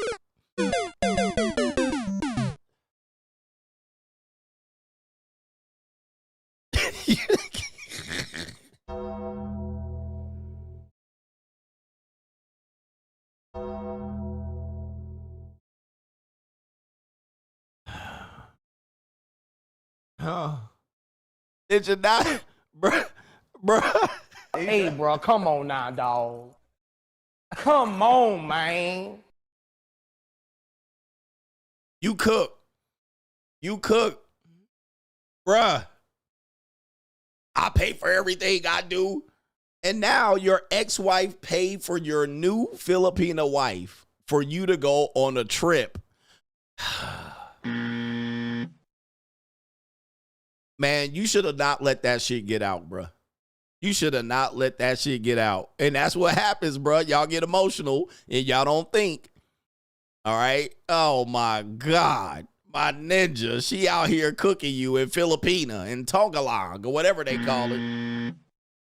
Ninja, you out here getting cooked, all right?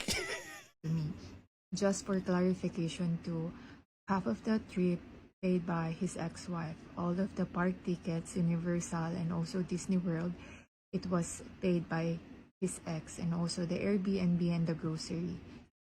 I just wanted to let you know too that we have a really good relationship with the ex-wife, and to be honest with you, she's really nice to my kids and she's really nice to me. She's like my closest mother here in Hawaii. Wow. I can talk to her anytime. Oh, and, no, that's... You know, she's really a good person. Oh, my goodness. She friends with the ex-wife. You cook. Cook. She probably feels bad for this one. She probably feels bad for this woman. She's like, you don't know what you got into. All right, let me babysit you since you have no family here. So let me get this straight. What he was complaining about, remember, that was one of his complaints, is that he took her to Disneyland and it ended up being an L. It ain't going to change what happens. It's all projection of folks' own hatreds and prejudices and experiences in life. All right, so the original video was him like, hey, it went off the rails when I took her to Disneyland, aka I took her family, I paid for the tickets, and come to find out the ex-wife is paying for half of it. You lost leverage in the argument. I mean, he said Pookie sipping with ex-wife's money, bruh. I mean, that is wild. A wild accusation. Man, and of course, now we know, because he's sitting up there, I do this, I pay for this, I'm rich, my mansion, and blah, blah, blah. And she done put your business out here in these streets. You can't look like a victim, guys. You can't do this and then complain that she was Americanized and she cooked you. Okay, because now you're getting out here. Now she putting out just some basic information and she cooking your ass, frying you. I remember when we were in the mainland, she told us, my parents and me, and she said that this is my gift to you. You are wondering why my parents came over, because we supposedly go back to the Philippines for 3 months, just me and the kids. It's because I am really homesick. I've been here for 2 years. He promised me that we're gonna go back to the Philippines at least once or twice a year, but that never happened. And so I kept on telling him that I need to go back. It's because we have activities like my ate is gonna get married, my big sister, and I am the maid of honor. And also I wanted to do some christening for the kids, and also I wanted to spend Christmas with my whole family. I want to kind of fill in the blank of what she's saying, okay? And this might have forced her parents to come on the trip, right? And then this is where you bring the ex-wife in. This is her believing that he's not living up to his end. Yeah, somebody said the ex is setting him up. I agree. The ex set his ass up good, because she's saying she's friends with the ex. What's happening is she feels like he's not living up to his end of the bargain, and he's separating her from her family, which is a tactic. Andrew Tate got exposed.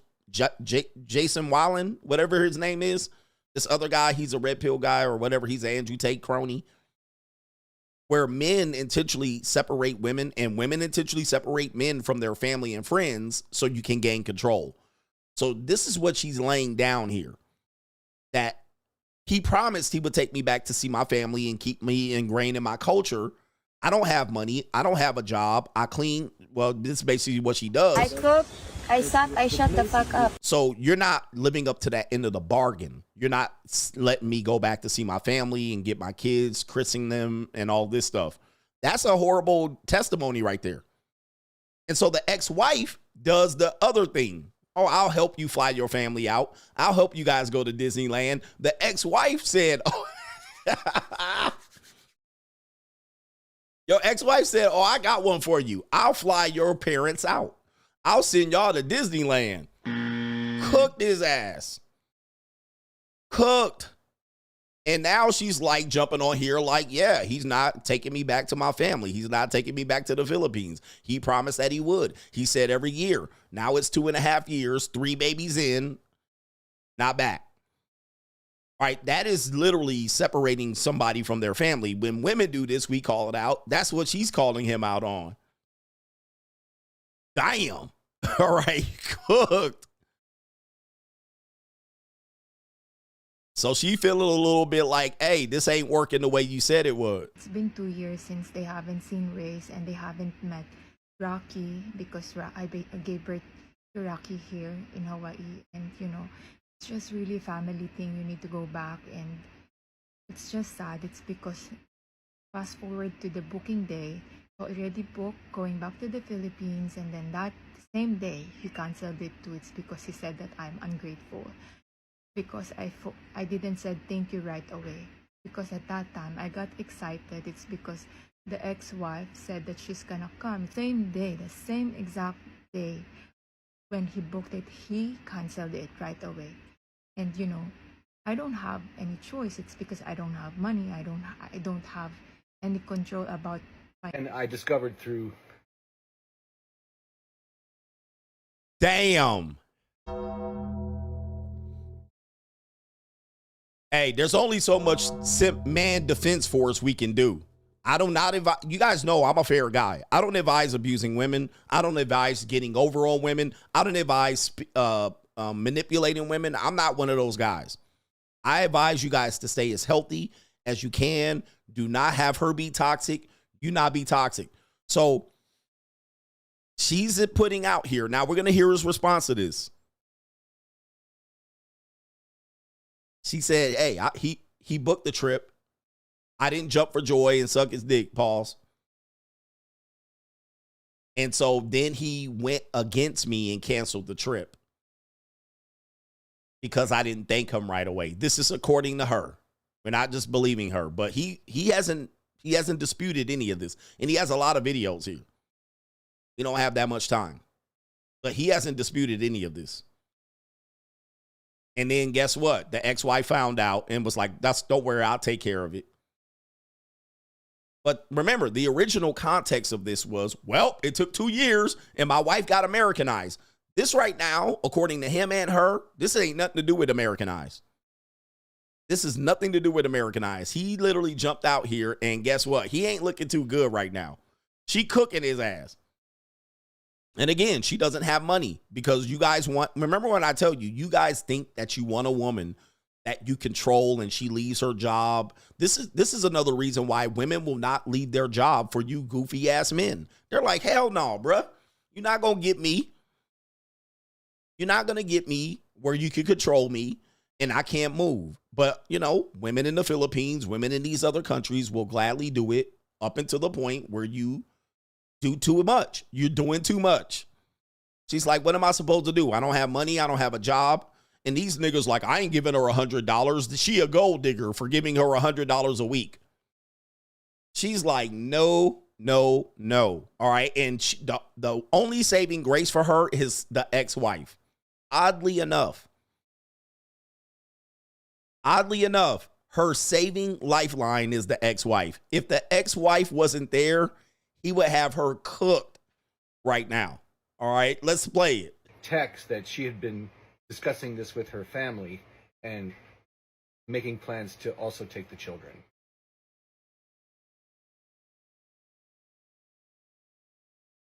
So these are the texts. My ate, my big sister, is back in the Philippines. I contacted her about what's going on here. And then I told her that my mom is going to go back same date with my papa.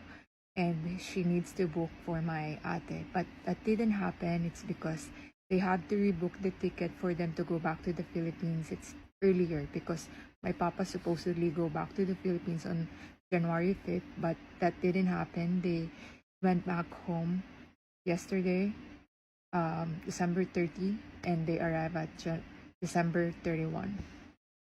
You know what's really sad is that my parents are very excited, especially my papa. He thought that it's gonna be a great trip, but it's disaster. They came here just to be disrespected. All right, the disrespected video, he has admitted, by the way, just so you guys know, she's going to talk about this disrespected. People are going to say, why you believing her? Well, he agreed that he disrespected her. All right, so disrespected her parents. So he did not deny it.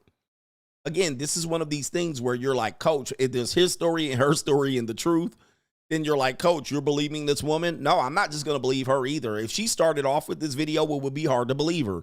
Then you got his story, and then you're like, All right, then you got him coming back and him responding to this video saying, yes, I disrespected them. So he cooked at that point. There's no defending him.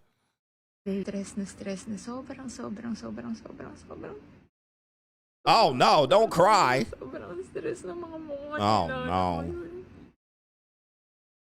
Oh, yuck. They're supposed to have a good time here. Pero yung nakuha nila yung okay, she's not speaking English now. Sobrang sakit ng ulo ko. She basically... What kind of fuck you give me? All right, that's what she's saying right here. She's saying... American people ain't kind of fuck. All right, that's what she's saying right here. She also saying this right here. I like to get dominated. All right, that's what she's saying right there. She's speaking. I can't understand. I cook, I suck, I shut the fuck up. All right, there's what she's saying there. I don't know what she was saying there. I can't understand her. She is young, though. If you look at her, she is young in the look. She probably don't have much real world experience. What she said was, I cook, I suck, I shut the fuck up. All right, I don't know what else she was talking about. She started speaking in her language there. Tongalog. I can't pronounce what it is there, but that's what she was saying. It sounded like that's what she was saying. I like to get dominated. All right, I think that's what she was saying, but we don't know. I can't translate it. My Filipino girls is not here to translate what she was saying. All right, but I think that's what she was talking about there. All right, but moving on here. Moving on.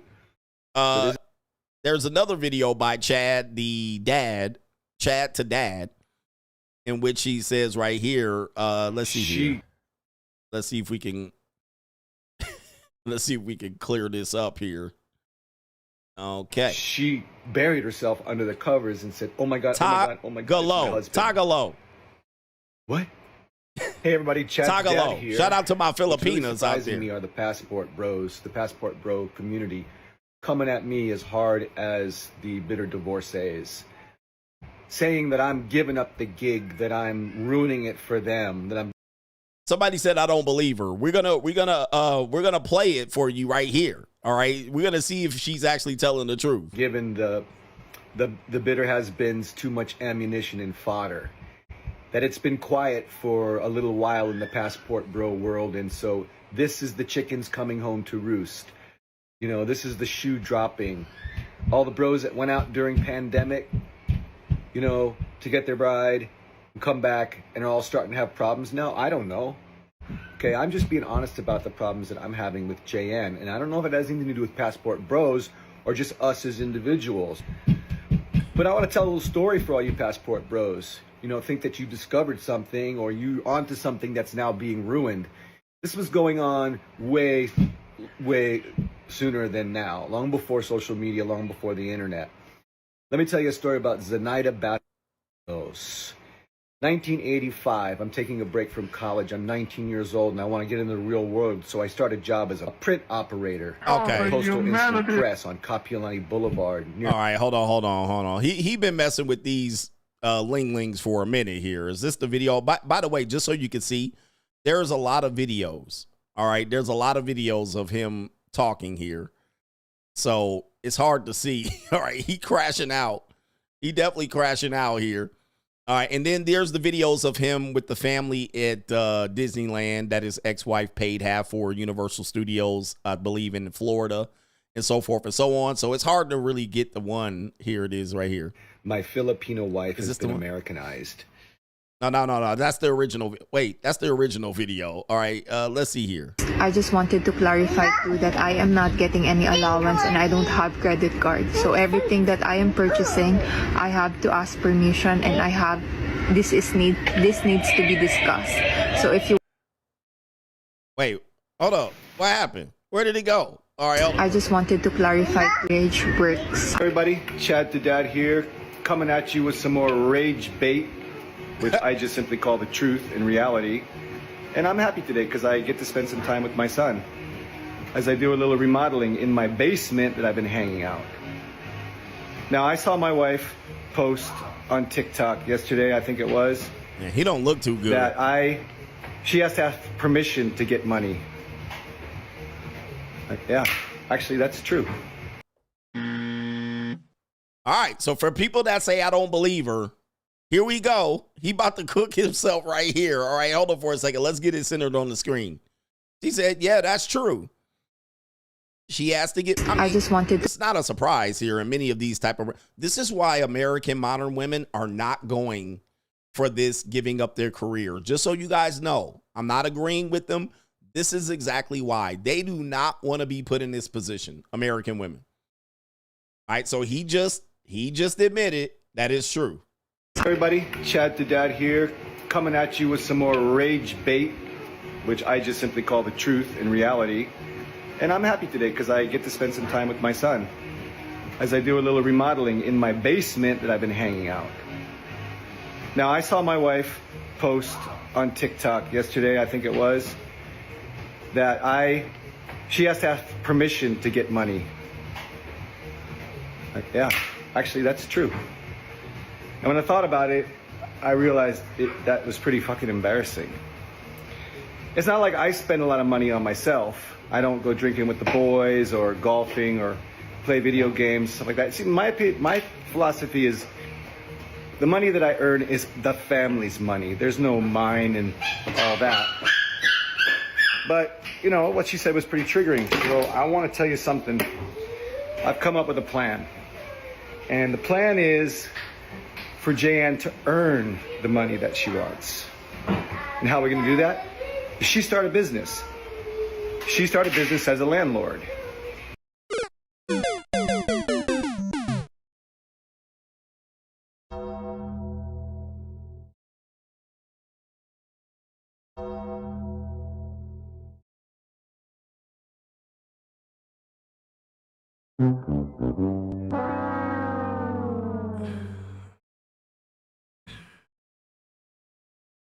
Bruh.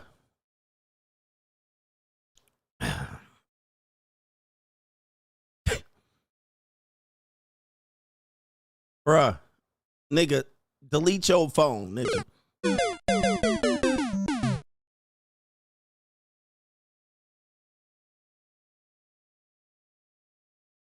I know you not on Al Gore's internet admitting this shit. Man, this cannot be, bruh. This can't be, man. I can't defend this shit. He says you gonna work. Yo. And people are like, I don't believe her, coach. Yeah, he's admitting that this is the type of controlling financial behavior that American women refuse to let you have. Refuse. They're not going for this. This is exactly why they would rather choose the bear and focus on a fucking career. This right here. So you can't be like, oh, man, and any man out here, bruh, this era is over. This is why men have to go over to third world countries and do this. American women ain't putting up with this. They're not doing it. This is not for them. They're not interested in this shit. You better be making $500,000 and giving her an allowance. Yes. More, and don't call her a gold digger for the allowance. They're not going for this. This is wild. This is wild. This era's over. That way, she can file taxes and contribute to Social Security. She needs to do that anyway to become a U.S. citizen. Bruh, you went over there and got her from Philippines, man. You went over there and got her and pulled her over here. That was not a part of the deal when you drug her ass over here and made her have babies. Now you're trying to bait and switch her. You're trying to bait and switch her and then tell her to go get a job and earn her own money. No, that wasn't part of I guarantee you that wasn't part of the deal. Now you switching it up on her. This is not going well. All right. And learn responsibility with money. Landlords have a lot of responsibility. They have a lot of overhead, right? The construction that I'm doing down here, she's going to have to pay for that out of the first couple, 3, 4, 6 months of the rent. And any maintenance and support that I give her, she got to pay me like a handyman. And learn responsibility with money by running a business, profit, loss, everything else. Yeah, early on in our marriage, after about a year, I just stopped giving her money because I was getting pissed off at the waste, right? And another thing is, I don't feel like a wife should get paid to be a mom, right? You're both contributing to the family with your sweat equity. I do sweat equity as well as cash. And a mom taking care of kids, being a stay-at-home mom, that's her investment in the family. I don't think you should get paid to be a mom. So I don't know if this will work. Now, if this was an American woman, that's an easy, he said he me too it himself. If this is an American woman and you guys went into it and she didn't leave her family over from, 4,000, 6,000, 8,000 miles away, and you guys agreed to that, that's fine, right? If I had an American or an Americanized woman and we met, that argument is fine. We could talk about that. You shouldn't get paid to be a mom, all right? But you agreed to bring this young woman across over here. You agreed to bring her out the mud huts. You brought her out of filth and slime and poverty and shit and dirty feet. You brought her out of the Mexican Sea. And now you're going to switch up on her and tell her she needs, after impregnating her, bitch ain't got barely a green card, no visa, no work. She ain't got shit going on for herself. Now you telling her to get to work and pay taxes and learn financial responsibility. I'm going to tell you, man, this is absolutely filthy. This is filthy work. This is no bueno. You did this, man. You brought her over here under those conditions. She had no intentions of start no business and being landlord. Now, if she said, I want to do that, that's a different thing. But you're making her do that. That was probably not part of the deal. Now you got her fucked up where you're canceling her trips and, man, bro, this is wild, man. This is wild. But I think I found a way for Jan to generate the income that she wants, contribute to her citizenship, and earn the money that she has so that she can be more responsible for it. And stop saying that she needs permission from me to spend money or to get money. Thanks. Bye. Here, we got to be safe. Safety first. Going back to her. Right, going back to her. Anybody still simp defense? Wait, give me a second. Anybody still simp defense forcing for this guy?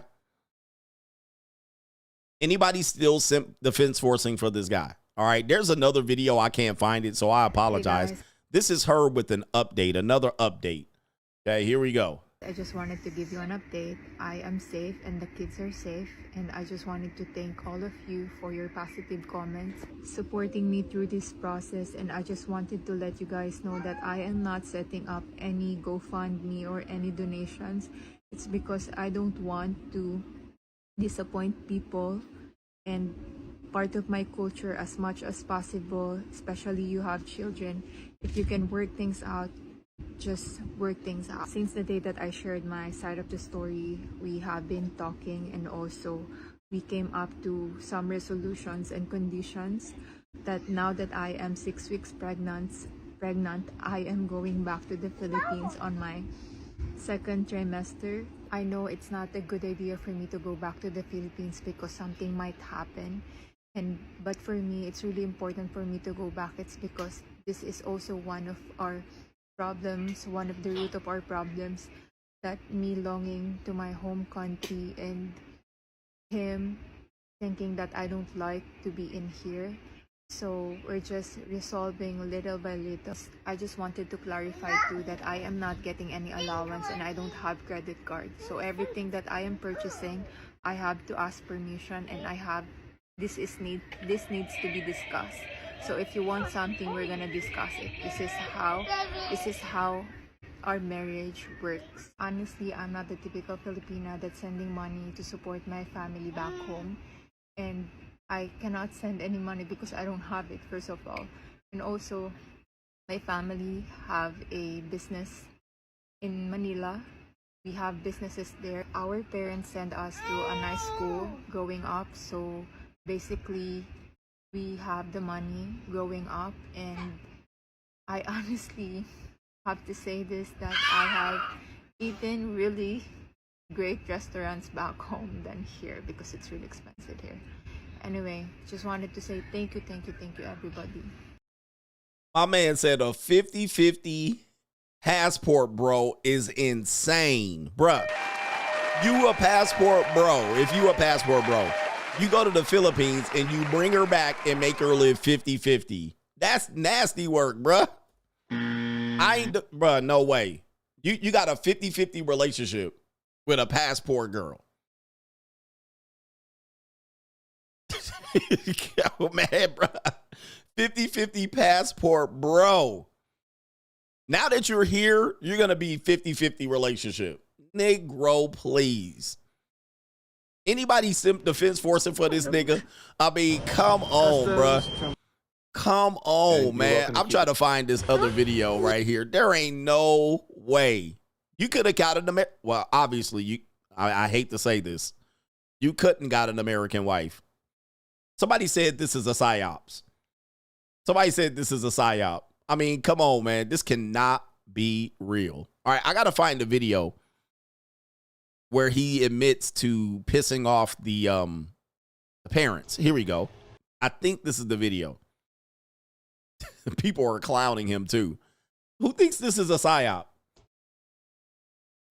Hey, Chad to Dad here again, broadcasting from my basement bunker, which is actually the second floor of my 4-story mansion in Hawaii.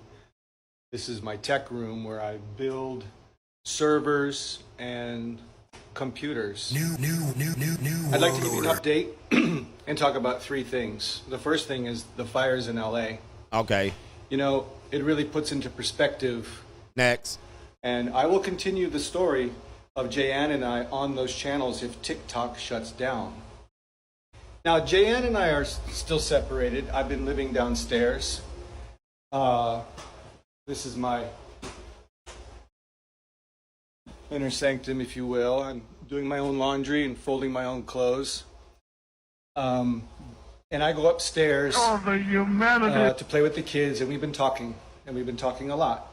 And we haven't resolved a lot of the issues because they stem from the disrespect that I gave to her family and the perceived disrespect that I received too. And I can't gloss over that with a simple apology just to move on and make things nice again. There's some fundamental problems with our different expectations of what, you know, mothers and fathers do and are supposed to be for a family. But there has been movement and we've made progress. I went on Facebook and looked at Oahu Nanny Group to talk to and potentially hire a nanny for Jayann because, you know, she said, yeah, she would like that. So yesterday, a potential nanny came to the house, saw it, and met Jayann and the kids. And the vibe was super good.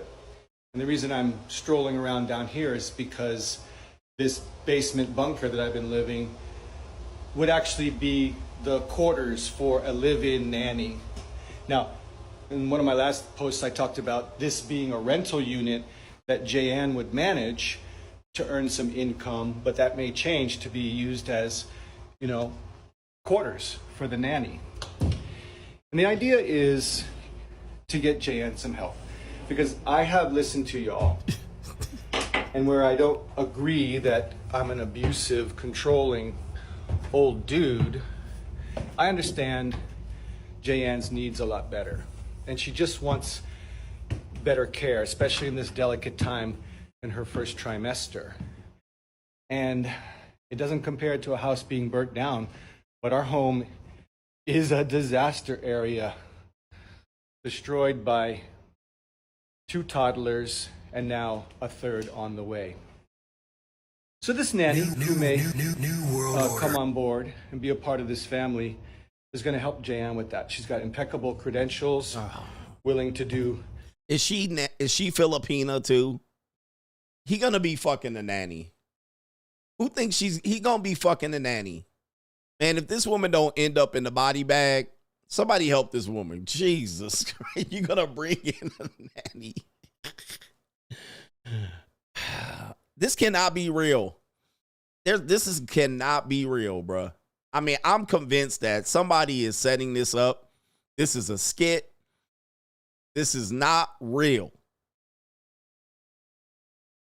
This is not real, man. This cannot be real. This shit is like a horrible TV show. I got to see how far his content goes back. All right. Let's go back and see. All right, because he's got the trad wife there. He's got kids.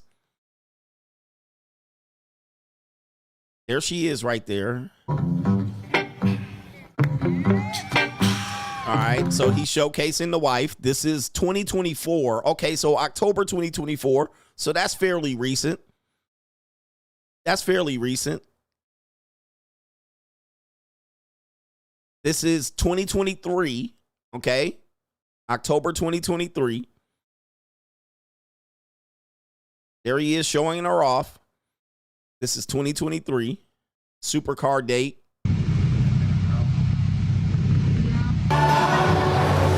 All right, so there she is right there. I mean, Lord Jesus. I mean, oh no.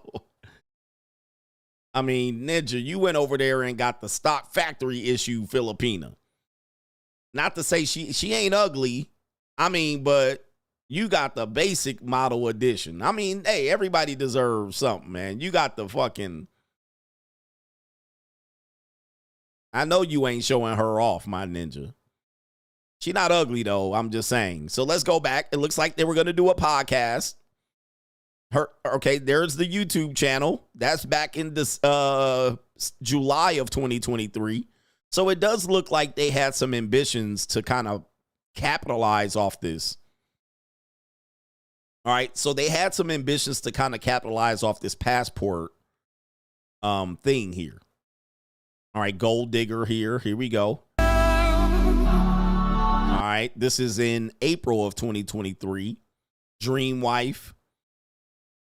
He gave her a watch, a Movado.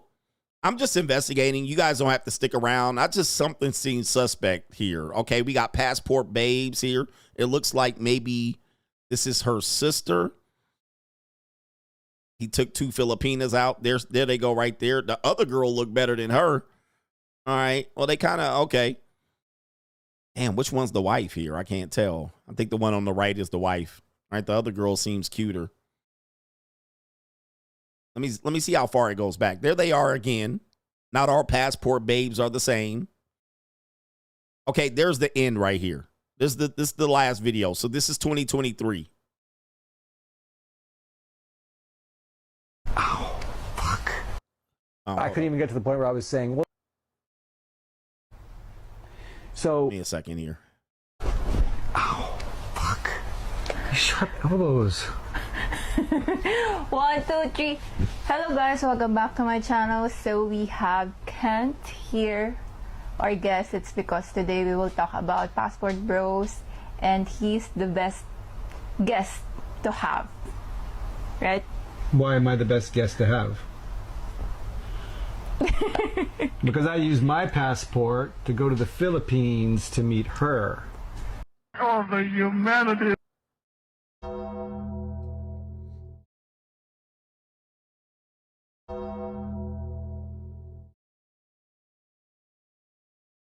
Yeah, they must have ambitions of popping off on social media. That's kind of what I'm understanding here. I think they're using this to pop off. I can't tell. All right, but because it's getting worse and worse. And by the way, he does look like he hitting the bottle a little bit too much. He needs to work on his health. Let me do these super chats and get the fuck out of here. This is crazy. All right, this is insane. Deshaun Rose says, that is for the copyright violation, coach. He says, yes, these songs hit different as you grown up. He says, anyway, watching the replay this morning, I donate when I can. You're one dude. I think it says, I'll happily send my money to pause. It would be nice if you did dedicate portions of your show to honor your supporters. Indeed, man. Shout out to you, Deshaun Rose. You have definitely been loyal and faithful. And he says, so many men have paid to see what you think you're getting for free. All men pay. Then he turned it to Keith Washington's kissing you ass ninjas. All right, wow. Shout out to you right there. I don't know that reference, unfortunately, so it came out a little wrong. But yes, so many have paid to see what you think you're getting for free. He said what you think you're getting for free. Like, that's how cold that lyric is. Right? That's how cold that lyric is. Because this is what we tell men. I'm like, you ain't getting it for free. All right? You think you're getting it for free. He could have said, so many have paid to see what you're getting for free. Like, he literally could have said what you're getting for free. But he says what you think you're getting for free. So many have paid to see what you think you're getting for free. Shit. Where's the pickup artist at? Where's the Mac Daddies at? Damn, that is a cold ass lyric. Shout out to Aussie Mike, says, Coach, long time, first time, all the way from Melbourne, Australia, going to Indonesia and the Philippines for the second time in a month. And to have fun with the JUCOs out there. Shout out to you. What kind of fuck It's good to live in Australia. All right. And I know you guys be knocking up all those girls in Angeles City. And he says, I've read both of your books and you're undefeated. Your ability to talk to for 5 hours is elite. Elite. Shout out to you, man. Hey, man, I'm going to be out in Australia later on in the year 2025. My plans are to be out there. And I'm going to be hopping over to Indonesia as well. All right, shout out to you, Aussie Mike, in the building. And guess what? That's a co-sponsorship. I'm rich, bitch. All right, and I heard them Aussie flatbacks be having 1,000 guys run through them, or at least 100. NGN, if the NWO wanted to sponsor you secretly and guarantee you FU money, and that your kids and 2 generations after him would be a part of the secret world and wealthy elite unknown by 99% of the people, but you couldn't speak the truth no more, would you accept it? If so, what would the price be? All right, he wants me to know if I would sell out to the nanny goat. If I would sell out to the nanny goat. All right. Well, I don't know what the price would be. It would be more than Joe Rogan got on Spotify, but the day I do it, this is what I would look like. I can do some shuffling too. Look out, man, what you going to do? Look out, boys, it's coming through. Yeah, man, yeah, man. All right, so when you see me jump on Al Gore's internet the next fucking week, all right, you know I did it. All right, just to let you guys know, it happened. New world order. It happened. All right, so it is what it would be. All right, you're going to be like, why Coach Show look different? I'm going to have the hat on and the jeans and all, the little overalls. I'm going to have all that on. I don't know how much the money would be, but New world order. How much? Oh, it's going to need to be a bag. All right, it's going to need to be a healthy bag. But the next week, my show going to look extremely different. I don't know what the number is, though, so I can't tell you. A billion? A billion does sound nice, a billion. All right, a billion, and I would go quiet. All right, they'd be jumping up there, and I'd be up there. Hi, ladies. How are you? Men are evil, all right?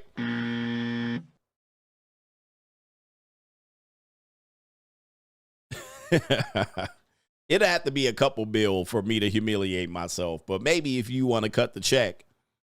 Ty 2 Real said, some men can't handle leveraging options. Indeed, he says guys like him are going to give normies a reason to attack the passport bros. Facts. So for the people that were saying it could be possibly a psyops, well, this guy is going to represent passport bros going forward. Like this guy, when people think about, especially now that we have an attack point, which is the Philippines. So any man going to the Philippines, you cooked. All right. People are going to automatically go now there. All right. You're going to try, because now you didn't go over there to trick. You went over there to get a wife. So you can't use the wife because you're going to look controlling. See, these guys just want to control these little women. So that is true. It does seem that This is definitely to break down this idea that passport bros can go over there and get their way and have their way with women. All right. Shout out to our brother here. It is Trey D in the building. Trey D says, call it CGA Jam of the Day. All right. With the radio voice. It's like I'm that damn Casey Kasem. I'm not going to say what race, what people. We know I can't say Shout that. out to Elvis. He says, revoke his passport. Now, he's already getting a nanny, too. This guy's going to be a mess. How long till he fucking starts fucking the nanny? In record time. A live-in nanny? This is going to be a L. A live-in nanny. That's about the worst thing she needs. And you. Well, he can have sex with the nanny if he wants. I don't think she would object. I don't think she would say anything. Obviously, she's very passive. And Filipinas tend to be like this. All right. I can attest. Filipinas do become passive. And they tend to not. It just depends on which one you get. They tend to not kind of, like, if they're in this position, they tend to look the other way. They be like, whatever. But he gonna be fucking the nanny. For sure. And he's making his own bed. Because now you got to pay for this. Zachary Young, shot my shot today at a flatback. Wish me luck. Shout out to you. Maybe it'll work. Let me know how it works. Give us an update. All right. Man, shout out to no government name. I'm an 80s baby, and my dad watched those auto repair shows faithfully. He says fixing random problems on a different car every week. All right. Brought to you by NASCAR. All right. Brought to you by NASCAR. And you watching somewhere from the deep, dirty South, eating Funyun rings for breakfast, snacking on beef jerky, driving your lawnmower down to the Circle K in the come and go, whistling Dixie. All right. Shout out to those car repair shows. It was always some old white guy in some overalls fixing the car. Shout out to Maryland guy says, one of the Filipinas I work with told me that she sends a portion of her paycheck every payday to her parents that are still in the Philippines. They are all about their family. So if you get with her, expect to be involved with her family. Yes, they are very family oriented people. All right. There are some cultures that are very family oriented. Americans today are typically not very family oriented. We're career oriented, meaning that like we'll go to college away from our family. We'll get a job away from our family. And typically we don't send money to elders in our family because it is assumed that the family should be doing better than the kids. And so then when the kids get to the point where they're doing better than their family, they should be passing that down to the kids. They shouldn't be supporting the family. So this is typically American. Now you will have cultures, Filipina, many Asian cultures, Samoan cultures, certainly a lot of Latino cultures, that family is everything. Like, you know, cousins mean a lot to a lot of families. No, black families are completely in disrepair. So a lot of us don't have family or that we're close to, especially when we move away. Certainly Southern families are a little bit different. Rural families are a little bit different. But a lot of people are kind of for themselves. So we don't send family back money. We typically don't do that. And cousins certainly way down the damn line. But, you know, Samoan families, oos, cousins, big families. So, yeah, it's different when you go over to these countries and you don't anticipate that cousins mean something to these women. They grew up together. Let me show you something. Cousins mean something to people. Like my cousins, I'll be like, I ain't giving you shit. Right? My cousins ask me for money. I'll be like, what? Negro, please. I ain't giving you a goddamn thing. We grew up together. Fuck you. That's how we do, you know, that's how we do American families, especially. Our cousins aren't like that to us.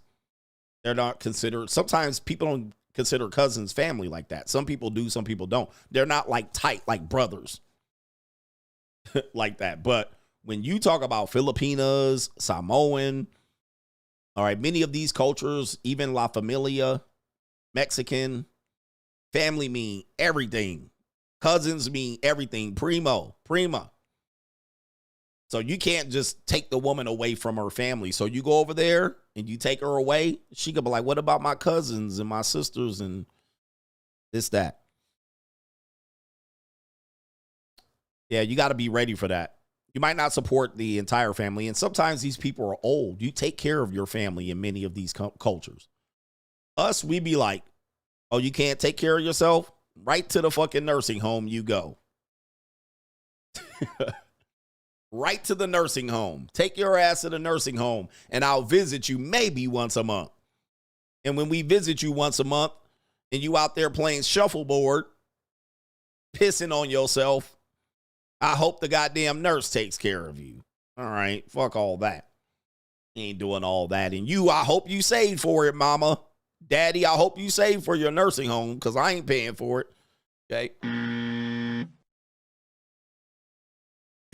But when you get with a Filipina, that you're not going to have, you're going to have to take care of them. These people matter. It's just kind of how it works. So be prepared for that. You can't just pull them away. You can, but it's going to be hell. She's going to give you hell. She's going to be hard. It's kind of like The Color Purple when they was, remember with the scene where the women were running to each other and trying to hold on and crying. Ah! You pulling them away, man. You can't just snatch them from their family like that and take them away like slaves. I got a hair running away. Yeah, but you got to anticipate that that's going to happen. I was going to pull something up, but I don't think we have to. Let me see here. Okay, there's some videos here. Let's see. I played this video before. This is poverty in the Philippines here. Look, this all family, all these cousins right here. All right, all these cousins, they just around just kicking it with each other. That's their family, bro. I'm going to turn this down. We don't need the volume. But look, they all together riding, ride or die. All right, this is where you taking them out from, not this poor. Look, they sitting around drinking. Look, like they mean, look, you ain't taking away from all this. That's my family. You like, man, fuck them poor ass people. All right, they're like, no, that's my cousin. Look at Ricky Tan. Look, there go some cousins right there. When they grow up, you taking them away from them. Look at they just laying around, feet out, feet stanking. All right. They grew up together through thick and thin, all the way to the end. And Ricky Tan just came and got from something right there. All right, look at this. Look, there go the cousins right there. All right, that's how they grew up. You taking her away from her cousin and shit and her sister, smoking cigarettes and shit. All right, look at them. Damn, they bathing in the bucket. Bathing in the bucket, fam. Oh, my goodness. Oh, the humanity.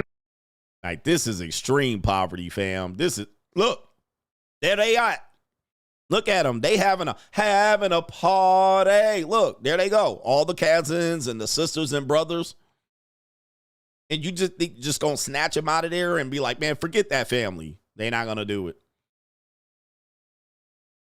All right, look, smoking and drinking and smoking. And they having a party too, drinking and shit. Look, there they go right there. You gonna pick just one of these girls. How many girls in this picture? 1, 2, 3, 4, 5. I'm going to just pick the prettiest girl and give her a life and control her. She going to be like, can we send money to my family? All right. What kind of fuck you give me? Now, this is just a poor area in the Philippines. This is not all of the Philippines. Don't expect to go there and see this.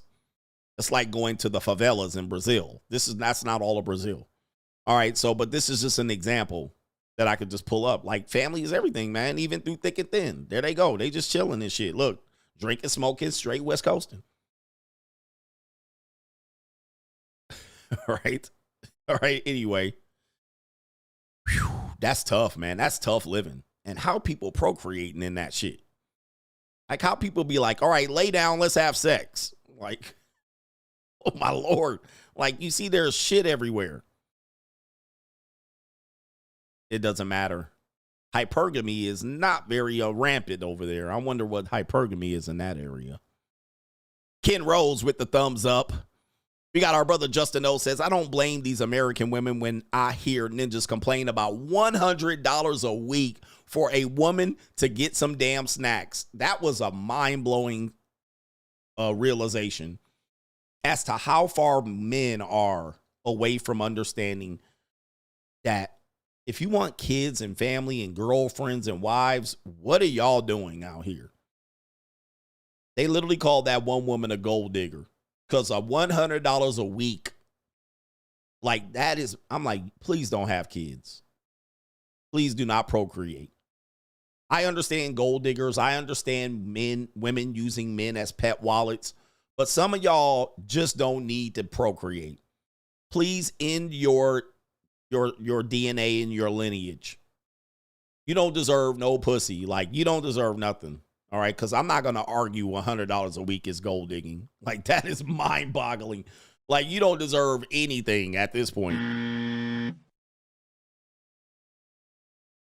Damien says the problem in this space, too many think they're you. They consume so much of the content, they stop thinking for themselves altogether or waiting for the next live to tell them what to think. He says, no way you watch the video and say she's lying. Yeah, they do, because they're just waiting. Okay, coach going to say she lying because it would be obvious. I mean, we've done that so many times. But in this instance, we have both sides, and it's clear he's out of pocket. NGN, what type of Asian women are your favorite to be with? What kind of Asian accents do you find the most endearing? For me, it's the Japanese, hands down. It's hard because one time I'll be like, I like this type of Asian, and then I'll have another type of Asian. I'll be like, I like them too. Right? But the Filipina accent is pretty funny.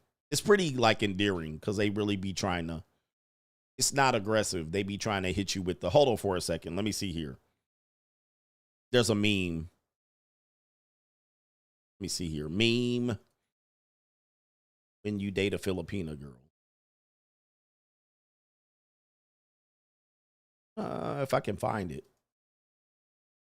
There's a meme video. Let's see. Is this the one? Oh, shit. There's so many of them. Oh, here it is. This is a good one right here. Babe.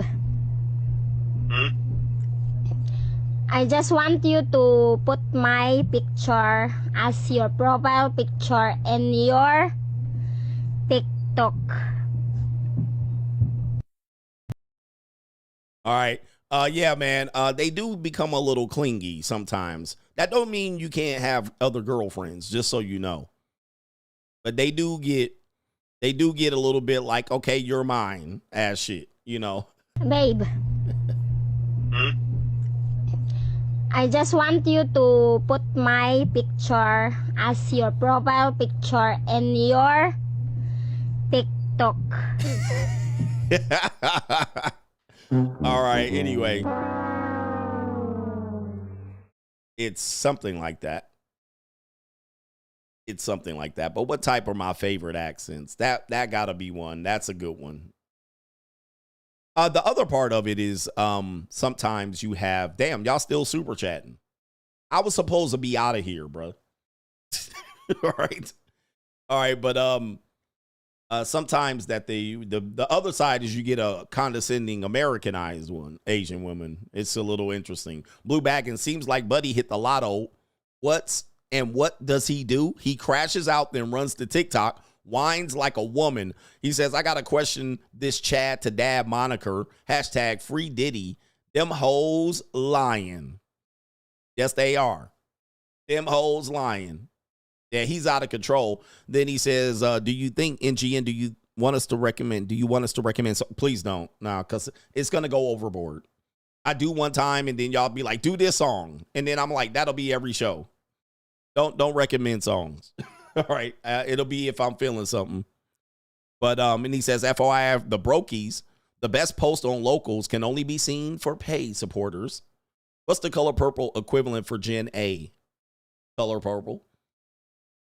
Color purple. Did they put a new color purple out? All right, but any Zendaya movie.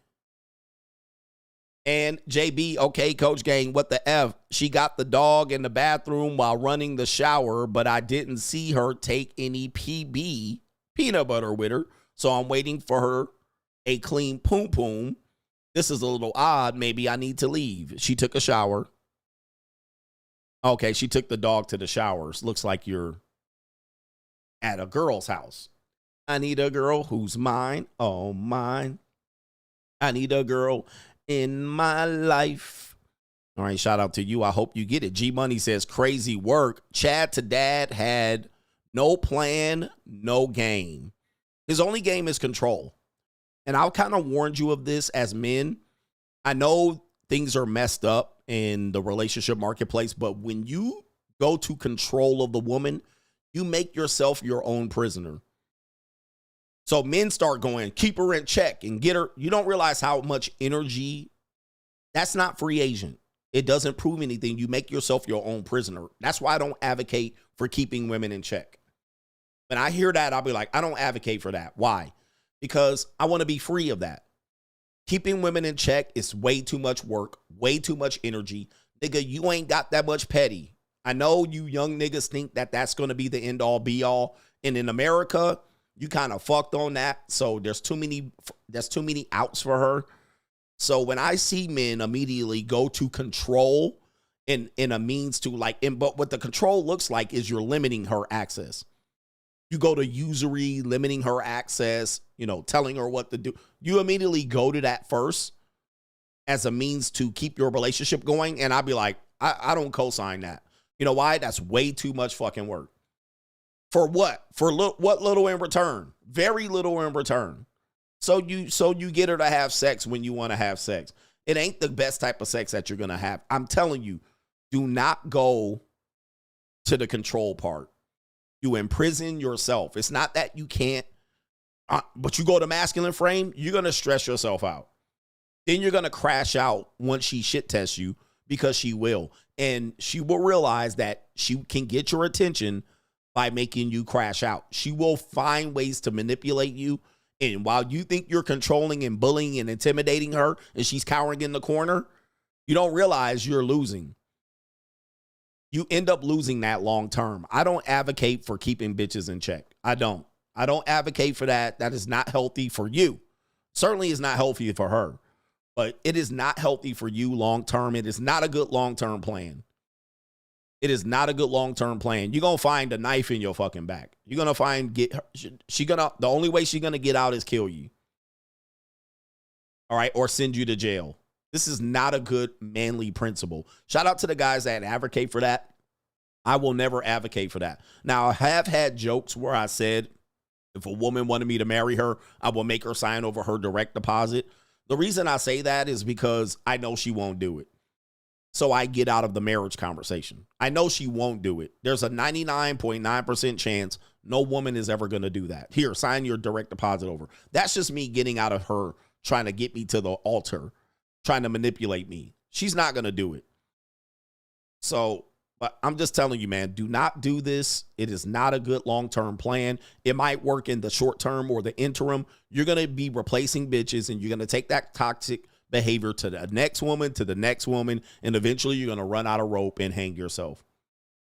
You'll eventually run out of rope, and you'll find the wrong one, and then all of a sudden she'll put bleach in your coffee or throw bleach in your fucking eyes, and now right here. All right, no way. No way. This is not a good, healthy plan long-term for a man. You got way too much to win out here than to focus all your attention on a woman. By the way, there was a guy, a wrestler named Macho Man Randy Savage. And in character, he used to have this manager, valet, Elizabeth. On the screen, it looked like they were playing a character which he controlled her. But in reality, he did.